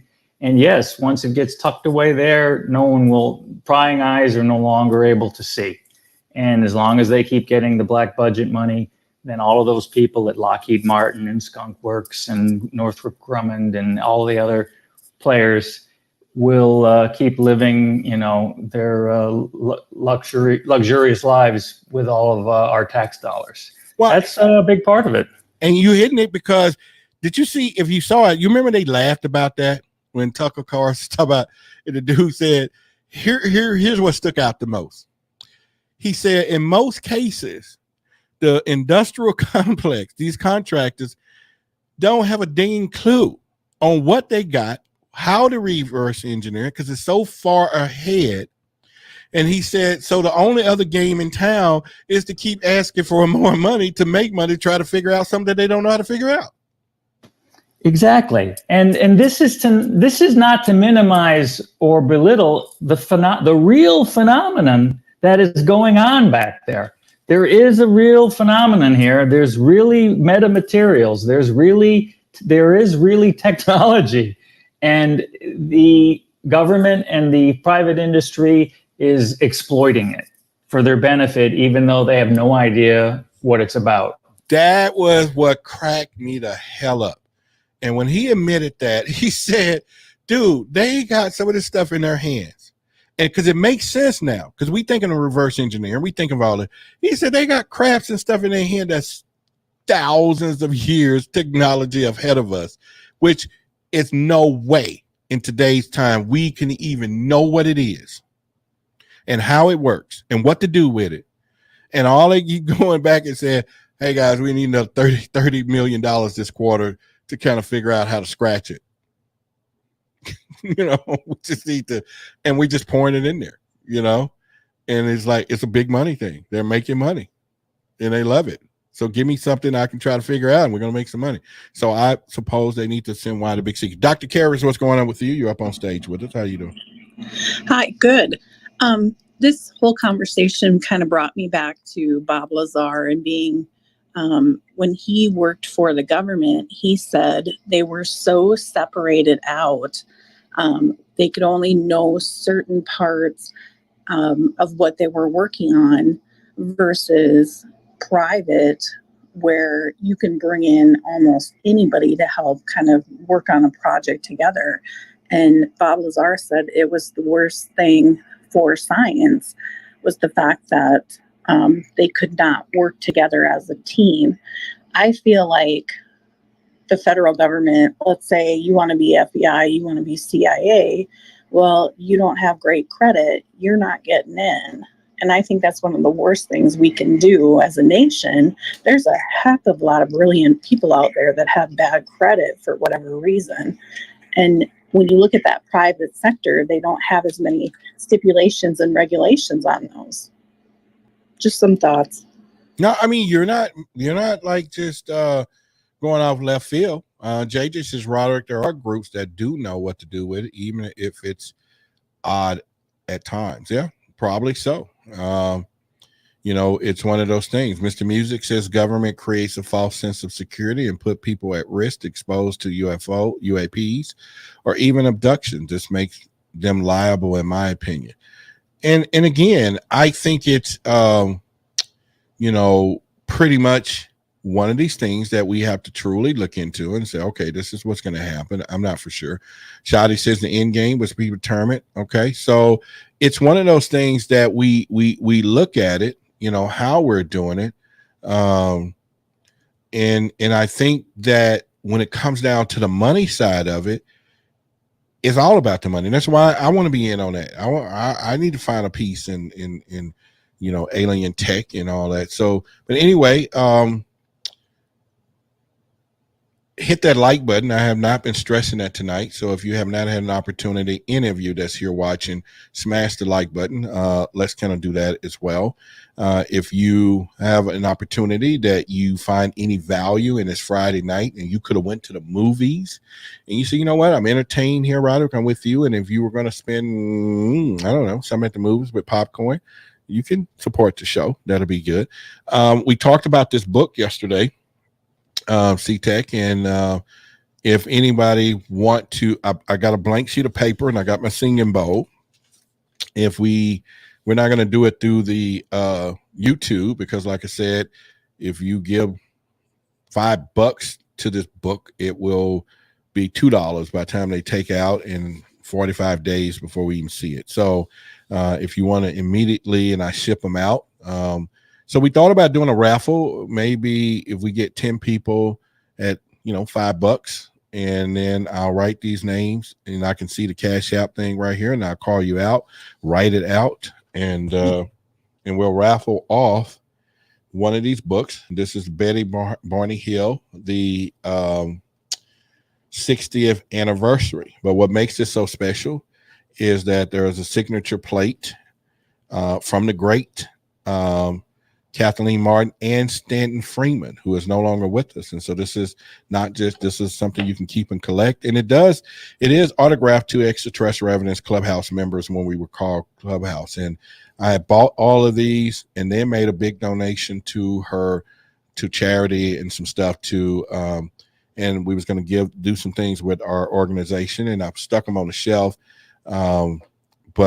And I thought about it when we was talking about yesterday. So I only have 6 of these, but we can raffle off one tonight if anybody's interested. And then if anyone else says you just want to buy one, you can, and I'll ship it right out. We didn't get, even though much of you say you liked it, I didn't get anybody who said, hey, send me one. But this is a unique copy. So for the next 10 minutes, if we want to do that. All right. So Mateo said, here's $10 for 2 tickets. So I'm going to put his name. Oh, let me make the sound of Cash App. Hang on. So C-Tech has said, here we go. And I'm going to push it again. All right. So C-Tech is in it for 2. So I'm going to put 2 C-Tech right now. Pieces of paper. All right. And then I'm going to stick them in here. I'm going to pull them out. It's my singing bowl. So rightfully so, this is the place for it to be. So, all right, that's his first one is in here. I'm just going to throw it in. And we're going to do his name again. And right now he is in company for himself. So $5. Here his second one. And when I draw in there right now, he's the man. So hopefully we raise enough to pay for shipping and everything else too. All right. So again, if you want to get in on this, I'll see the Cash App. It'll pop up right here on my screen. $5. And I'll put your name into the bowl. And right now, you know, I was hoping minimally we can get 10 people to do it. So we got 2 entries already. So $5. But again, this is a autograph from Stan Freeman. This is one thing that makes this thing pop, is the autograph of Stanton Freeman. Y'all know he's dead, and he is the grandfather of all, and he helped write this book, and he signed it. It's in here. So C-Tech, what do you think? You're in on it. So what are your thoughts? Why did you jump in on it? I'm in. No, Stanton Friedman is an outstanding researcher, we all know he passed. And I love the deep dives that he does into all of these topics. And, you know, he's a scientist, engineer. I can totally appreciate his perspective. And he gave a lot to this community, starting way back. So that signature is priceless, in my opinion. There you go. So I have 5 or 6 of these left right here. But like I said, we're going to auction off this one, or raffle. That's the word, raffle, because with auction, 10, 11, give me 12, give me 12, give me 12, give me 10. You know, so we're not going to auction, because I don't even know how to do that auction voice stuff anyway.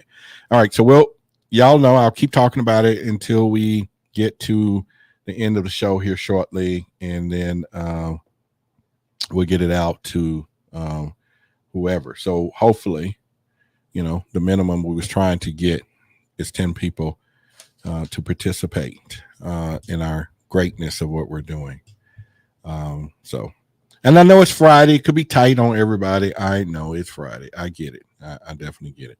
All right. So let's see. What else? Something just came across the screen. I saw something, but all right. Oh, okay. So Step is in it twice. Okay, hang on. Step just sent it through PayPal. Okay, cool. So let me write her in here right now. So she has two. Okay, so let's do that right now. Let me write you in there right now. Hang on. All right, so you're no longer in the waters by yourself. Okay, so we got Step in there. So, bring it on. Yeah, so that's good. All right, so I'm gonna put Step 1. All right, Steph, that's your 1 drawing in there, and I'm gonna put your other one, so you get 2, $5 each there. So let me make sure I'm just writing the name. There you go, Step. Boom. All right, so we have 2 in there right now, 4. So 6 more, guys. Come on, 6 more people to want to put $5 into the pot, or more that you put, the more your name goes in there, and an opportunity to do that right here. $10. I mean, the books. I really don't need more books collecting dust, but I would get in on it if I could. So that's Magneticus saying he will. Mike Neal said, keep doing it, big homie. All right. So that's cool. And so we're going to do that then right now. So let me put something else up here. All right. So anyway, let's keep talking while we're putting it together. So again, if you want to send to the Cash App, that will be the place, and I will see it. Don't use the YouTube super chat pretty much. So $5 to enter. So is there anyone else out there want this right here?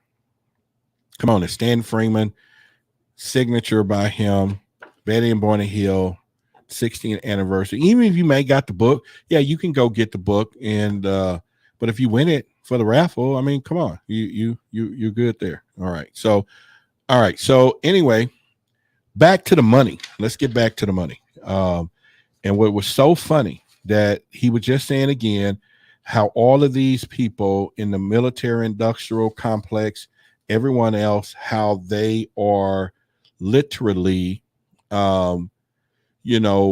what's the word I'm looking for? Milking the system in a place that most, and JJ said there's people that do, but in most cases, they don't know how to put this thing or use some of the technology. And it makes sense though, because you think about, like you said, who would know how to use that? Doc, what do you think? Yeah, I think you're right on. I mean, who would know? So it's very well said. Yeah, and I mean, don't get me wrong. I'm sure there's some people that could figure this thing out, but the fact that what he was saying is that it's just that, you know, all they can do is go to Congress or go somewhere else and say, we need more money, we need more money, we need more money. And then at this point, they're giving them more money, more money, more money. And so, yeah, you milk that cow and everything else. So I think the fact that China and Russia have supersonic speed to their missiles now scares us. And so I think Congress is willing to put forth more money. but I think we got that technology, though. I truly believe that. Now, I used to work for the government when I was 20 years old. So I'll admit that I had a top secret clearance and I was young. Worked on a project at the time, and it's declassified now, but it was the HARM missile, and it was the high-speed anti-radar missile. And you know, it was a game changer in Iran war, whenever that happened, when Saddam Hussein invaded Kuwait.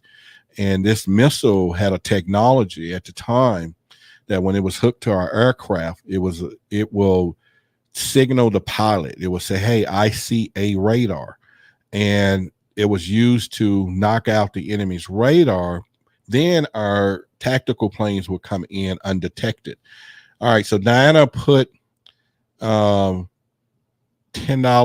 super chat. I sure hope that's not for this book, because I sure wanted to go to Cash App, but we're gonna have to do something here. We'll have to put the name in there. But anyone else, do not use the super chat on that to get in on the book, because I won't get it. It only gives 40% of that, 60%. So really, you're putting in $3, a little whatever. So how do y'all feel about that? Maybe she didn't know, but we'll do that. What do y'all think?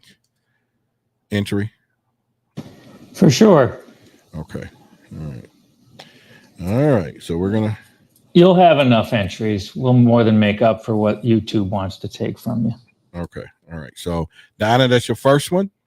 Boom. And then I'm gonna put the other one in on that. But preferably for any of you, use that. So we now have 6. Before we close it out, let's put some more in there, and we're going to draw names and see who is going to get this one here. All right, so let's get in something else, part of this interview that was the biggest kicker of it all, okay? It's the biggest kicker of it all because it's funny. It made sense. Although it's very serious, everything else. Larry said, I think I may know how this works. Go ahead and put it in there. Let's see what you're talking about. And, you know, it's one of those things that, do y'all remember when Lou Elizondo, when it leaked about his complaint to the government, came out on John Greenwald's Twitter feed or whatever, and he showed the complaint that Lou Elizondo turned into the government, that how he was saying how this thing was being handled. And one of the things that stuck out the most, he said that some of the senators really wouldn't try to touch this thing because of religious reasons. Do y'all remember that? Anyone? Put it in the text. Anybody on the top up here? Do y'all remember reading that? I think it was, wasn't it FBI agents or someone that Lou was talking about there? No, he said it was Pentagon. It was a Pentagon official. You're right. Yeah, he said it was. It was a Pentagon official who said that they didn't like the fact that what he was doing kind of interfered or went against his religious beliefs. Okay. Steph made a good point, and we're going to do that. Steph said, I think you should hold this raffle until you get enough to accumulate, even if it takes days, which makes sense. Okay. Makes a lot of sense. Because as of now, y'all going to put me in the poorhouse to even send it. In the poorhouse to send it. And then y'all going to say, I'm going to stream for only 2 hours of electricity. Hour and 20 minutes. No, I'm just joking. But anyway, so y'all remember Lou Elizondo says in Magnetica says he agrees with Steph. So if y'all okay with that, we'll do that. And if it doesn't add up tonight, we'll keep going. And maybe we just raffle for a couple of days until we get where we are. But in the Singing Bowl, we got a couple of Diana, we got some C-Tech, and then Steph is in there as well. So do y'all remember? Okay, Lowe's Adamo says extend the raffle. C-Tech said keep the raffle going till you at least get $100. I'm down with the program. Let's do that. I'm down with the program. So here's the most funny part that I laughed and couldn't stop laughing. And it reminded me, okay, so if y'all remember that Lou Elizondo said the problem he had, that there was a few senators that could not tackle this thing because of religion. And I said they need to be removed, period. And I didn't say exactly why into what this guy said in the interview, which now made more sense. But I said, we don't need anybody. I promise you, I'm not trying to be funny about nobody's religion, but you cannot hold no office securing my well-being, and you will not even explore the opportunity to secure protection, go in detail, at least find out what this is flying around because you got a religious problem and you don't believe that there's nothing else out there. But yet you sit on the board of the funding. I'm not down with that program. Anyone else? Am I by myself? Separation of church and state. That's what it goes back to. And we our elected officials, they can subscribe to whatever religion they want. But when it comes to governing by the people, for the people, they have to put that aside. And the most funny part about this interview, and what did he say? He was getting blowback from all the other scientists. Steph said, I agree. Let's at least have $100 collected. I'm down with the program. $100 collected. Bam, that we're going to do. We ain't there yet. We at $30. Okay. But definitely use Cash App if it's possible for each and every one of you to do. And we'll do that. So, but thank you for the other.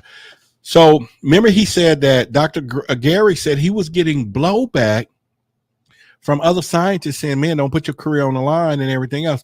And he almost did one of them D-Trump moves. He said, you see where I'm at now and where y'all at? He says, obviously they don't see where I'm at now with this thing. And so therefore I don't have a problem. But what he did say was the problem that he had, if you are a scientist and you will not venture down this road to at least inspect, check, try to figure something out, you might as well be a priest. I just rolled over in my seat. He said, you're a priest. You ain't a scientist. That was probably one of the best lines of the whole interview. Dude, I was sitting there going, yeah, he nailed it. He nailed it. I'm going to keep that so much in our culture, it ain't even funny. He said, if you're a scientist and you don't want to explore the science of this UFO thing because you think it's all that, then you're a priest.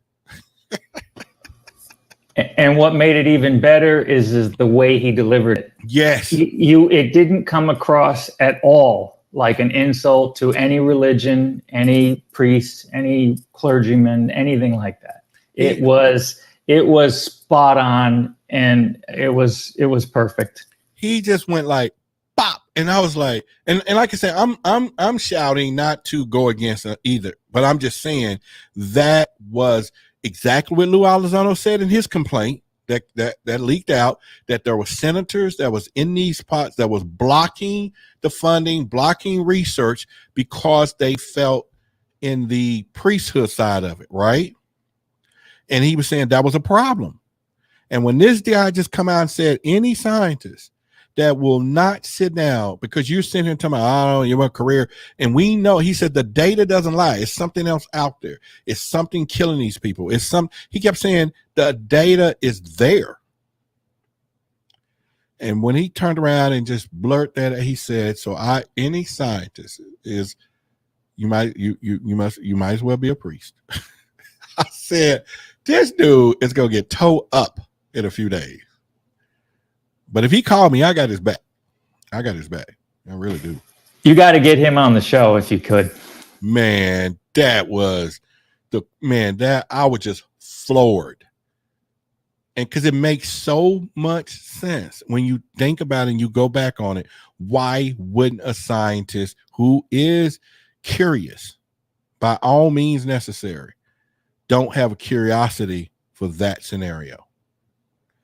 And then I do have an answer for that, because I was doing a study years ago, and I'll never forget, there was a study, and you probably already seen it before, somebody has, but there was a FBI did the study, and they had these snipers. And they had these two guys that they was following, that they both went to sniper school, and they was the top of their class, that would just hit put a shot bullet through a Cheerio from 2,000 yards. Okay. That's how good these guys was. All right. And they were both this, and this. And they end up having this incident that happened that required both of these snipers to show up on this scene. And when they both showed up, who was the top of the top, because they got the best ones out there, they was the two, they needed the best of the best to know this situation that they were in. Once they got into this heightened situation, they noticed that one of the snipers reluctantly would not take the kill shot. But yet he'd been trained. He's been the top. He done hit every target. He done everything possible to be one of the best and the one who they were called in this heated situation. And they could not figure out. The other one took the shot, but the one who was sanctioned first didn't do it. And they could not figure it out. They was like, he did his training. They was trying to do all this psychological until somebody came in and said, wait a minute, look, when he was a kid, he was raised by a preacher, where he was taught as a kid, thou should not take life or whatever. And it reverted back to that in that heated moment subconsciously. And he could not perform the duty. What do y'all think about that story? And it was a true story. Absolutely. It totally makes sense to me. Our subconscious is our strongest portion of our thought. We can do things if we're in a laboratory and we're, let's say, trying to hypnotize individuals to lose weight. There's two strengths to that process. One is the actual hypnosis, and two, it's the belief in hypnosis itself. So the fact that this child, had learned such at a young age that to take life away from somebody was the worst possible scenario. I bet that just rose right into his conscious at that direct moment. There you go. And that's what they were saying, that this actually happened, and it went into that particular format where, okay, fine, this is something that they couldn't understand in the beginning and why he didn't take the shot, until they had to go all the way back. And so what I'm saying is, this is, and I'm comparing it to, this is a situation that we have with these scientists. And then you have these people in the congressional positions, and just like C-Tech says, we got to figure out how to, distinguish between this, or they got to at least take an oath that hey, you got to put all that aside when you dealing with something that's possible. And so I get it. And so this leads back to what y'all was saying earlier. Why not put it a threat narrative to the people who control the pocketbooks to get them to take action to explore all opportunities? Because they're not going to do it anywhere else. If they think they come in peace, they're going, well, don't worry about it. So you got to heighten the situation one way or the other to move the needle.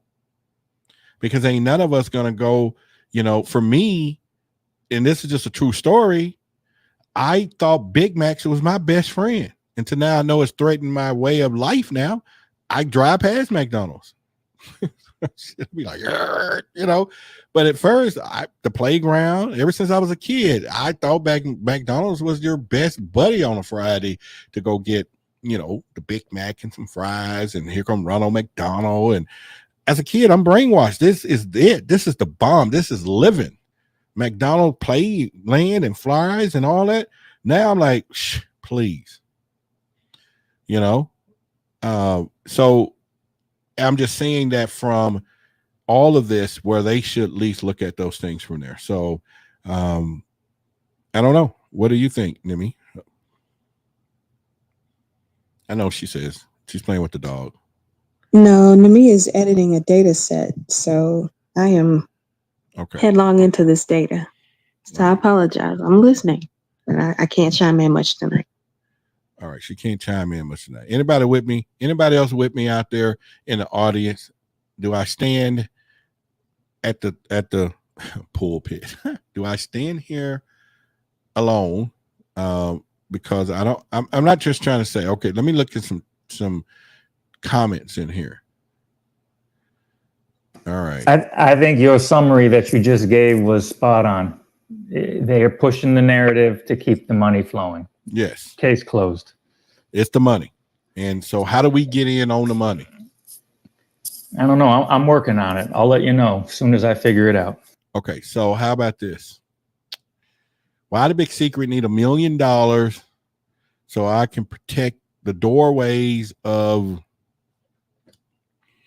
I don't know, World Glasses Day. I don't know, just make up something, and because it may explode or something. I don't know. You're educating individuals that have all kind of a spectrum of the knowledge of UFOs, and you're providing them a place to discuss things and getting ready for whatever's to come. There you go. Dinah, say I'm with you. Thank you, Dinah. And that's worth at least $2 million, I think. I know. So, you know, because it's like, all right, let's just put this thing out here because these guys ain't playing. And this is why, again, I tell everybody, UFO taxes, if we really want to get a push, if we start a movement, UFO taxes, it will be so hashtag UFO taxes. It will be so profound that it will cause so much curiosity that somebody who's way under a rock with this phenomenon will come out from under and go, what are you talking about? UFO taxes? What the heck? Because the word tax is going to catch them. Then UFO is going to catch them. Not UAP, because we got to go back to the basic word. At least we get them to start saying, if you went to work this morning, and in any event, it's Friday. If any of you got paid tonight by your jobs, thank you. Blessing for you. I just want you to know. Think that you work for it, you work hard. What's up, Cameron? All right, so you want to look at that deductions, all of those deductions that's in there, and all the ones that's going to the government, all this for Social Security and all that stuff. UFO money is in that bad boy. You better believe they just voted on it and they're gonna take it. They're gonna take it. And they're going to use it for an office. They're going to pay $20,000 for a hammer. They're going to pay $10,000 for a toilet seat. They're going to say we got stuff flying around we don't know what it is, and they're going to take the money and they're going to give $20 million over here to somebody who got a piece of a pen that fell out of a spacecraft with holographics or whatever you call it, hologlyphs or whatever. That's still not the word I'm using, but y'all know the word. Those writings, and they're going to investigate, trying to figure out what it means. And it's just 3 little script things, but it means something. And they're going to spend $20 million to find out nothing. They're going to have somebody else do all this stuff, and it's our money. All right. But like I said, I agree with those pilots and hieroglyphs. Thank you, JJ. Thank you. And I agree with everything. And so let me bag up for a minute and throw some back in the pot as we come down our road of closure here. Nimi, C-Tech and Doc. Do y'all remember Commander Fraser's interview that he had on 60 Minutes? Do y'all remember him and Dietrich? Yes. Do you remember that he said how afraid he was, right? And how much it cost, mental issues this thing cost him. Remember? Yeah, definitely. And Pilot Dietrich too, and I think more so with her. she was really disturbed. That's why she didn't come out and talk about it right away. This is why I said the audio from that clip is fake. With them being so excited, they had to put that out in the public like our pilots had no fear. Why would our military want to know that the pilots, these guys are Top Gun? We all seen the movie. We seen both now. These were Top Gun pilots, instructors that was unsettled. They was very unsettled, if I'm using that word right, about that encounter. But yet we get this video that goes to the public. Whoa, look at that thing. Whoa, look at them. Them dudes in the interview said, no, man, I was shooken. And that's the same thing that he just said. Our government don't want people to know we can't control our airspace. They're not going to let it out that these pilots was fearing their lives at that moment versus they were happy to catch some anonymous thing flying across the sky. What do y'all think about that? That's my conspiracy thought of today. I think those two situations were very different. Okay. I think Commander Fravor and Dietrich were, and there were two other people there, but in the back seat of each of their planes. That was a first-hand encounter, right? Okay. That was a close encounter of the second kind, right? When they're dealing with the craft, and versus the gang, versus what happened later that in that incident in the Pacific, and then of course all videos that were taken in the Atlantic. Those were all indirect, right? Where people are just watching things on their FLIR cameras and their radars and trying to get a lock on it. So they were all excited. But the pilots in the Tic Tac incident that engaged directly, that would have made my hair stand up too, because now you witness firsthand an object doing the 5 observables, as Lou calls them, and that will change your life. All right. So, all right, True Media said, well, that audio is from a different pilot on the East Coast. Okay, that's cool. All right, so I stand corrected from there. But I do, okay, so that does lead me back down to my path, though. When SeaTac enemy is generals of the United States Air Force, and those two pilots come back in to report to both of you and saying, hey, I don't know what that was, but it outflew our crafts. Our missiles can't do nothing about it, blah, blah, blah, blah, blah, blah. And man, if they did decide to turn on us, we're in trouble. So are y'all going to protect us or not? Because I think the real question, they ain't did nothing though. But are you going? No, are you going to do your job as the general? You are running my light military, my military. You're the general. Are you going to protect me? I think that one way to protect the people is to form alliances. It doesn't always have to be war. I'm just saying, how come there's no effort? I'm not saying that. I'm just establish contact to give understanding to the people about what's happening or these ET cultures, and to form alliances and get some understanding. When Nimi, I'm your friend, and I'm going to run for president, and I'm going to take your stripes. I'm taking them stripes fast. All right, I quit. You can't fire me. I quit. I'll take them stripes so fast. I don't know. SeaTac, you want those stripes? Take it. What are you gonna do? I salute General Nimi. Oh, I got a cool on my head. See, I got a cool. Anybody else out there? Can I get some new military generals that we're gonna go and find out what's flying around in my skies by all means necessary? What about communication? Are we going to try to communicate first? Well, I mean, we can't. They ain't talking to us. Are you sure? You're right. I don't have an answer for that. But do y'all remember, though, we did a show about this. Wait a minute. Cameron says, I wouldn't be surprised to find out their audio released to the public in separate audio from the upper echelons. See, that's somebody after my own heart. That's what I'm talking about. I just can't see all of that. But do y'all remember that it came out in the the first 5,000 pages, when they first released the funding, that there was something in it that they wanted to capture a UAP. Do y'all remember that? It was in the funding to capture one. No, y'all remember, right? Are you talking in that authorization act for next year? Yeah, but it was when they first released when they first was going down the 180 days. They not that part, but there was I'm sorry, main bag up in the $600 stimulus package. When we got the $600, there was provisions in there about UFO. This is what started it all. In there on page, I got it because I did a whole story on it. There was a page in there. They wanted to capture a UAP.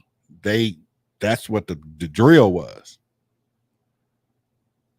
I do remember reading that. Yeah, I Diana wasn't said yes. Yeah. sure where it was from. Yeah, it was in it was in that first thing, and that blew everybody up there. I'm like, oh, they trying to, rattle the hornet's nest. They're like, we're gonna capture one. We need funding to do that. You're talking about the first COVID stimulus? Yep. Okay. Hang and on. Then they had a bill that they had something to go along with it for capturing UAP. I got you. All right. For those who listening on the radio of UNX radio, we're going to be going to our next show. It's at the top of the hour. Appreciate you for listening to us here at Why the Big Secret. It is that time, and definitely hear you back next week. So thank you for listening to us, and have your safe way if you're driving, listening to us online. But all right. So yeah. Anyway, yeah, because at 9 o'clock they moved to another show, and I forgot to say goodbye. Hopefully we got that on air enough. But yeah, Filthy is here. What's going on? I haven't still got my picture yet, but I'm waiting on it, brother. So when I get it, I'm gonna hold it up when it gets here from Canada, and all that good stuff. So thank you for coming with us here as well. All right. So again, before we leave, anybody want to get in on a pot of the book? This is Captured by Betty and Barney Hill. Yeah, you can go to Amazon, pay the $20-some, but you won't have this personal autograph from Stanton Freeman, who is not with us anymore. And let me turn it this way.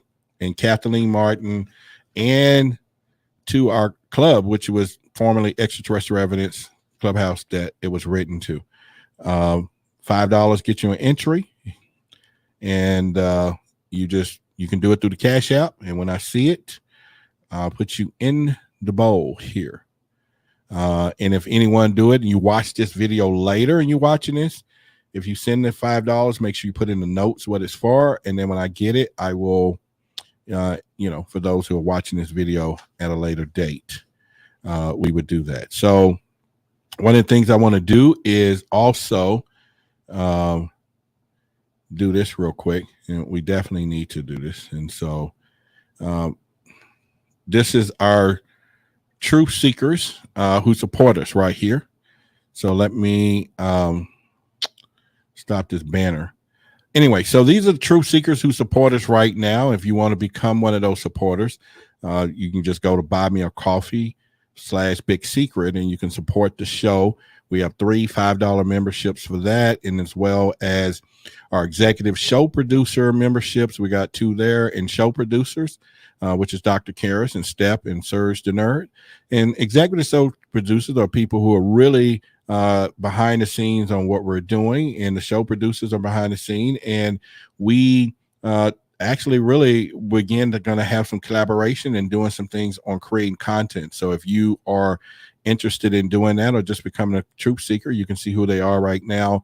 And I thank each and every one of you for doing that as well. So again, also, if you are a brand or you want to sponsor, if you have a small business, you want me to give a shout out, you got a website business, whatever kind of company it is, you want to get with me at contact@whythebigSecret, add you to some of these YouTube. We're growing. We're getting a lot of different people subscribing to the channel. We got a lot of big things up.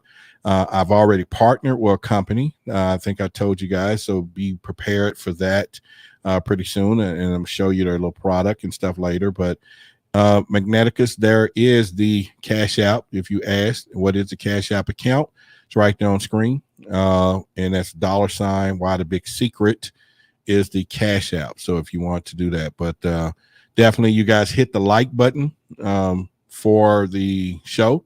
Make sure you do that so we can get that algorithm up. I didn't push it a lot, but we can definitely do that as well.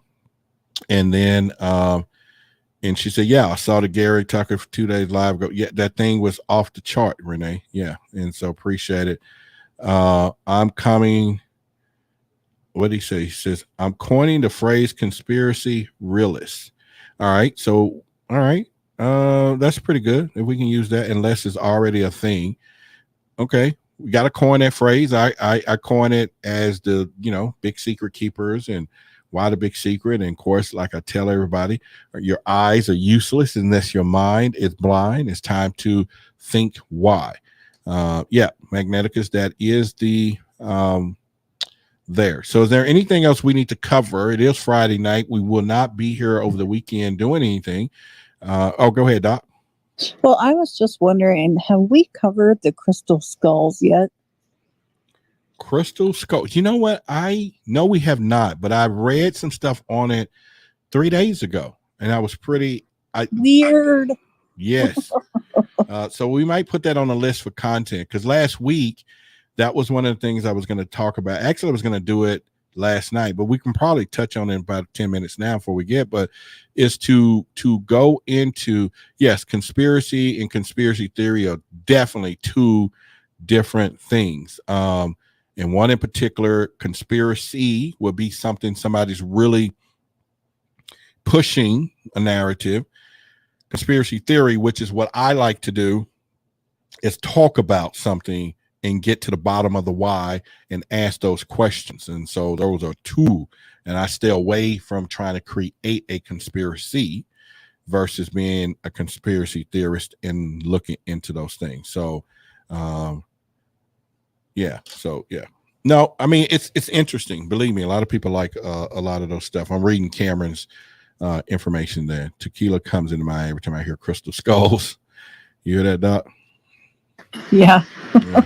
So he said, nah, that's it. So, yeah. So that was one of the things that I was going to do real quickly. If anybody got any type of content ideas, okay, because here's what I'm trying to do, and this is for all of us. Tuesday night, I'll be back. But I'm going to do a more fuller show in more detail about what we talked about here with a little more graphics and say so, and maybe get somebody in on it for Tuesday night for Forbidden Knowledge. We're going to cover this in some real details because there was a lot more and I didn't watch it, all of it. I'm going to tie it into a couple other ones. So we're definitely going to be doing that. But my plan is to set our show up in segments of some things that I'm working on. I think you guys will like it. In the future, or how we're going to go down this timeline of what we do and what we talk about. And so I want us to be the boldest, baffling, belligerent, YouTube channel and everything out here. So we're going to go down that path. We're going to achieve the goal of being one of the best, and casting that net is everything else. A little late, Jamie. Boy, I have to tell you, we're going to be going here in a few minutes, but yeah, anything else from there. So outside of that, this conversation can go a lot further, but it is Friday, and I know y'all need to do your thing, and everybody need to get out of here. And anybody going out tonight? C-Tech, you doing anything? Doc, I know you staying at home. Nimi, you going out? I got to work tomorrow, so I'm not heading anywhere tonight. I'm doing what I want to do tonight, right here and right now. Yeah. Somebody said, I have a date. I have a date with a data set. Woo, exciting stuff. That was totally funny. I was trying to, I didn't know if as a friend should I laugh or not, because I didn't catch it enough to be like, but if that is funny and that is a thing. There you go, girl. You go. It is a thing, unfortunately. You have fun. That's fake laugh. You have fun though. You have fun doing data, whatever that is. Yeah. All right, cool. Anyone else doing anything? Nicole's laughing, so I guess your joke was funny. She said, and Serge said, I work hard to play hard. Everybody, Sonia's still at work. Man, okay. Cameron said mom jokes. All right. Facts. All right. So, yeah, if any of you have any ideas of some things, which I hadn't got a lot, go to contact@whythebigsecret.com. Email me. Okay. I get, C-Tech emails me all the time. And I mean, he comes up with some great stuff and some things you've already heard in conversation, didn't know. Nicole sends me stuff. She texts or emails and Pray. It's out tonight, right? Ain't Pray out tonight? The movie? Yeah. Somebody tell me that so I can go home. Oh my God. I'm so much of a fan of that whole Predator thing. And I've been waiting all week. And if it's out tonight, that just makes my day. It makes my Better day. get out of the way of Roderick's car. Is Prey an alien movie? And thank you, Doc, because I will be able to watch it tonight. And she probably talking about, what are you talking about? It's on Hulu. So how about that? Yeah, Predator, Prey. That is going to be a good movie. It's behind the Predator. Doc. Oh, Doc, hang on. Yeah. You missed the interview with Russell the other day. John Russell, the psychic. Oh wow. Well, I actually watched a little bit of it. What did you think? You know about that. So what do you think? Yeah. I'm probably gonna have to watch more of it. I didn't really get a good enough kind of. How about I watch the whole thing and then we'll talk about it? Okay, that's fine. Jamie talked about Prey as a Tiger and Lion movie. That is not the movie we're talking about. Okay. Yeah, that is not the movie, Jamie. We're talking Prey, which is still baffling how a girl with a bow and arrow is going to fight this technical, advanced extraterrestrial. You know what? Here we go. We're gonna use metaphors here before we leave. Nemi, this is for you and C-Tech. Y'all with me? Prey is going to symbolize us with the extraterrestrials. Us being that girl with that primitive thing, and she's going to take on this technical advanced civilization. Y'all, okay, so we're going to see the outcome and how the primitive side of where we are today as humans versus if they decide they wanted to play around with us. Not a fair setup. It's not fair. It's the same. It's not the same. The girl got a bow and arrow, and this dude got lasers and knives. Listen, the name of the movie. The name of the movie gives it away. She is prey. It is a predator. That's not necessarily the setup with ETs. They are taking people. They're taking people. Not all of them. All right. Don't call me if you get abducted. Don't call me. Don't call me. I'm me and you tight, but don't call me. I ain't showing up. I'm gonna let you down. I'm gonna let you down, and I'm gonna have a conversation with your son. Your mom was a hero. She went out with a blast, and if I could just let you understand what happened, she loved you. Just take care of Bob Lazar. I'll tell the dog, that dog ain't gonna make it. But I'm saying, I'm gonna be like your mom, all because I'm telling you, I'm not going down that road. You're gonna be talking about you holding that side up. They're opening up. They're gonna take me around. I'll see you. Yeah. Okay. We'll see. So you mean to tell me you wouldn't let my baby hang out with your giant schnauzers? That mutt? I mean, not mutt. What is that called? Golden doodle? Now we know the truth. Yeah. Yeah. No, I would. Oh, baby. Yeah. Anyway, I'm getting some giant schnauzers, y'all, and those are real dogs. I'm getting 2 of them. I don't know when, but I'm getting 2. So it may be a year from now, but they're on my wish list. All right, so we can do an audio only meeting, no worries. What are y'all talking? I'm missing the chat about what, C-Tech? JJ and I are discussing how we're going to have a meeting to just help you brainstorm content and bring everybody in who everyone on the list, all the supporters and the truth seekers who want to get involved, as you alluded to earlier. Okay. And so this thought that I'm having, so that y'all know, I've been really working on the content, the delivery, a framework that we're going to put the content in so people can expect. And I kind of want to try this idea of the who, what, when, where, and then of course the why is always last. Okay. So whenever we're talking about something, who this and what happened, what's going on, and at the end we bring it into the big secret of why I consider what we talked about is a big secret, because the whole thing is I just want everybody to walk away with, we don't even have to answer everything, but just, open up everybody's curiosity to the possibility of whatever we're talking about, to a point to say, wait a minute, I didn't think about it like that. And everybody just come up with it, So you're saying, like, if you throw a subject out there, kind of answer those questions of who, what, when, where, why. And actually I'm going to do a screen thing. So you're going to know where we are in those conversations. We're now at the what, we're at the when, the where. And so people can know, okay, we getting down there. And at the end of all of the conversations, now we go into why the big secret. Why is this, or the why of it all? Because I think why is going to open up the whole conspiracy theory conversation of things, because now we can start speculating. Then we're going to have some truths, and then there may be some areas we go to that we all don't even know the truth, but then let's open up the conversation to find out maybe this is what that was, or maybe this is what this is. You know what I mean? Almost like chapters. Cameron said, okay. Oh, no takers? No? Hey, unique, interesting people of the world. How you doing? No, what do you think, Doc? I like that. I think it'll help everybody else kind of do a little research too.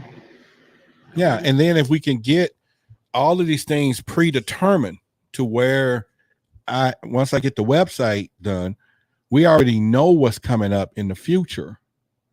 Then everybody can kind of research. Y'all can go to whythebigsecret.com and go, okay, Wednesday, this is what it's going to be about. Thursday, oh yeah, this is going to be a good one. And we're going to go down those narratives. And then everybody may have some answers to the why, when I'm going down, but I want it in a framework, I think, once we have that, it'd be really easy to put out some social media. Hey, come join the show, discuss this. And I think it can grow pretty quick too.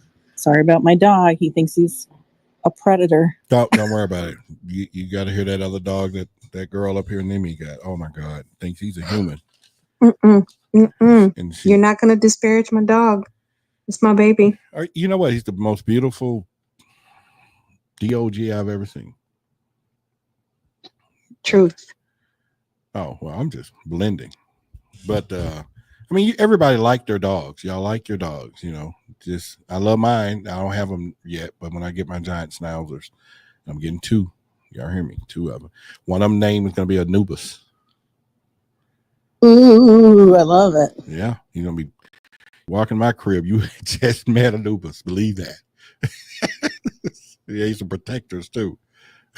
Yeah. So what's the other one going to be? I haven't got it yet. It's going to be the female. The male is going to be named. Well, Cleopatra at first, because they some beautiful dogs. Aphrodite. There's something, but I know Anubis is going to be the male dog's name. That's for sure. Huh. I like that. Mm-hmm. Yeah, so it's going to go down. All right, so I'm reading the last of the checks. Yeah, cool name. Yeah, so if y'all have me thinking what I'm going to name a female. Steph says experts have stated that intelligent species is likely to have evolved from predatory roots. Hopefully, they have evolved past eating human stage. Artemis. How you pronounce that? Is it Artemis? Am I saying that right? Artemis? Artemis. That's the twin sister of Apollo, and the name of the big moon rocket that NASA is going to launch. What about at the end of the month? Oh, what about Athena? Wasn't that Zeus's daughter, Athena? Greek. So yours is Egyptian, Anubis. Nefertiti would be Egyptian. Nefertiti, but I don't know enough about Nefertiti. What was her? She was the strongest female Egyptian pharaoh ever. Anubis and Nefertitis. Okay. You know, you got to be short for the dogs to know when you call them Anubis. Just call them a Neff. Like Neff. Oh, I mean, Anubis, come, sit, tack, get them. Yeah, you know, there's an alien. Get it, Anubis. I'll work on another Egyptian one for you. Yeah, okay. And I'm gonna put it and post it and everything else, and we'll go from Ishtar is an Arabic god of love, goddess of love. Ishtar. Ishtar. Okay. I don't know about that. See, you be having them wimpy dog names. You know, I want some menacing, fear tactful, you know, threat narrative dogs name. So See, my dog's name is Bob Lazar. That's an amazing name for a dog. okay. No way. That is too cool. His name is Shiva, aka Bob Lazar. Okay, I got one. Isis. Roderick. Isis. Yeah. Somebody say, I don't know. Jamie says roommate daughter has a Roddy named Zeus, and he's the sweetest and kept guarded the whole time where he was there to visit. I need one. Okay, Zeus. Yeah. Just remember, the giant schnauzers are, you know, some beautiful, the way they look are just off the chart here. Hang on, let me see if I can even bring it up. Maybe. I don't know. Anyway, if anybody's seen one of those dogs, just a picture of a giant schnauzer, let me know, and then y'all know what I'm talking about. Surge the Nurse is $20. Dude, he sure sent it over for the thing, but I appreciate it. There we go. Let's put that on the screen. Let's go. There we go. He said, $20 before I get my tequila drink on Tuesday. Can we talk about it? Stevie Kabaki or whatever. He was hiking, went missing, came back 7 months later. What was his story, though, real quick? Did he say how he disappeared? Whether he came back old and long hair, or what was the deal? You will talk about that. In fact, contact at whythebigsecret.com and send me some more details about that. All right, so I know all y'all. Let's get y'all out of here, and I'm gonna go home. Hulu, watch, pray. It makes you do that. Doc, I'm gonna call you in a minute before you go to bed when we hang up. Okay. Sure.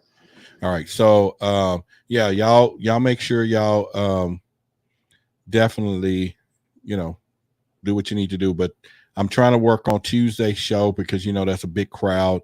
I'm gonna probably do a more detailed show of this because I think this is a great comment, this whole thing, and go into that whole thing and break it down into some sessions for Tuesday night when I'm on Billy Carson's channel, where we're going to have that huge crowd. And think that we got over like 3 or 4 new 100 subscribers over here. So we hit over 3,000. So that's really good. So we gained about 300 and some new people to Why the Big Secret in the last several days. And so I'm thankful of that as well. And so we can do that. All right. So everybody's ready for fall and everything else. That's what Jamie says. Okay. So I'm gonna go ahead and end this and get us out. I appreciate it. Because pretty soon we're going to be more structured. Some of the shows may last about an hour and a half, and just get y'all in and get out, in and out. No, none of this talk, and we're just going to go to work from there. So let me find my outro, and I don't know where it is. Oh, there we go. All right, everyone. Peace and love to all of you.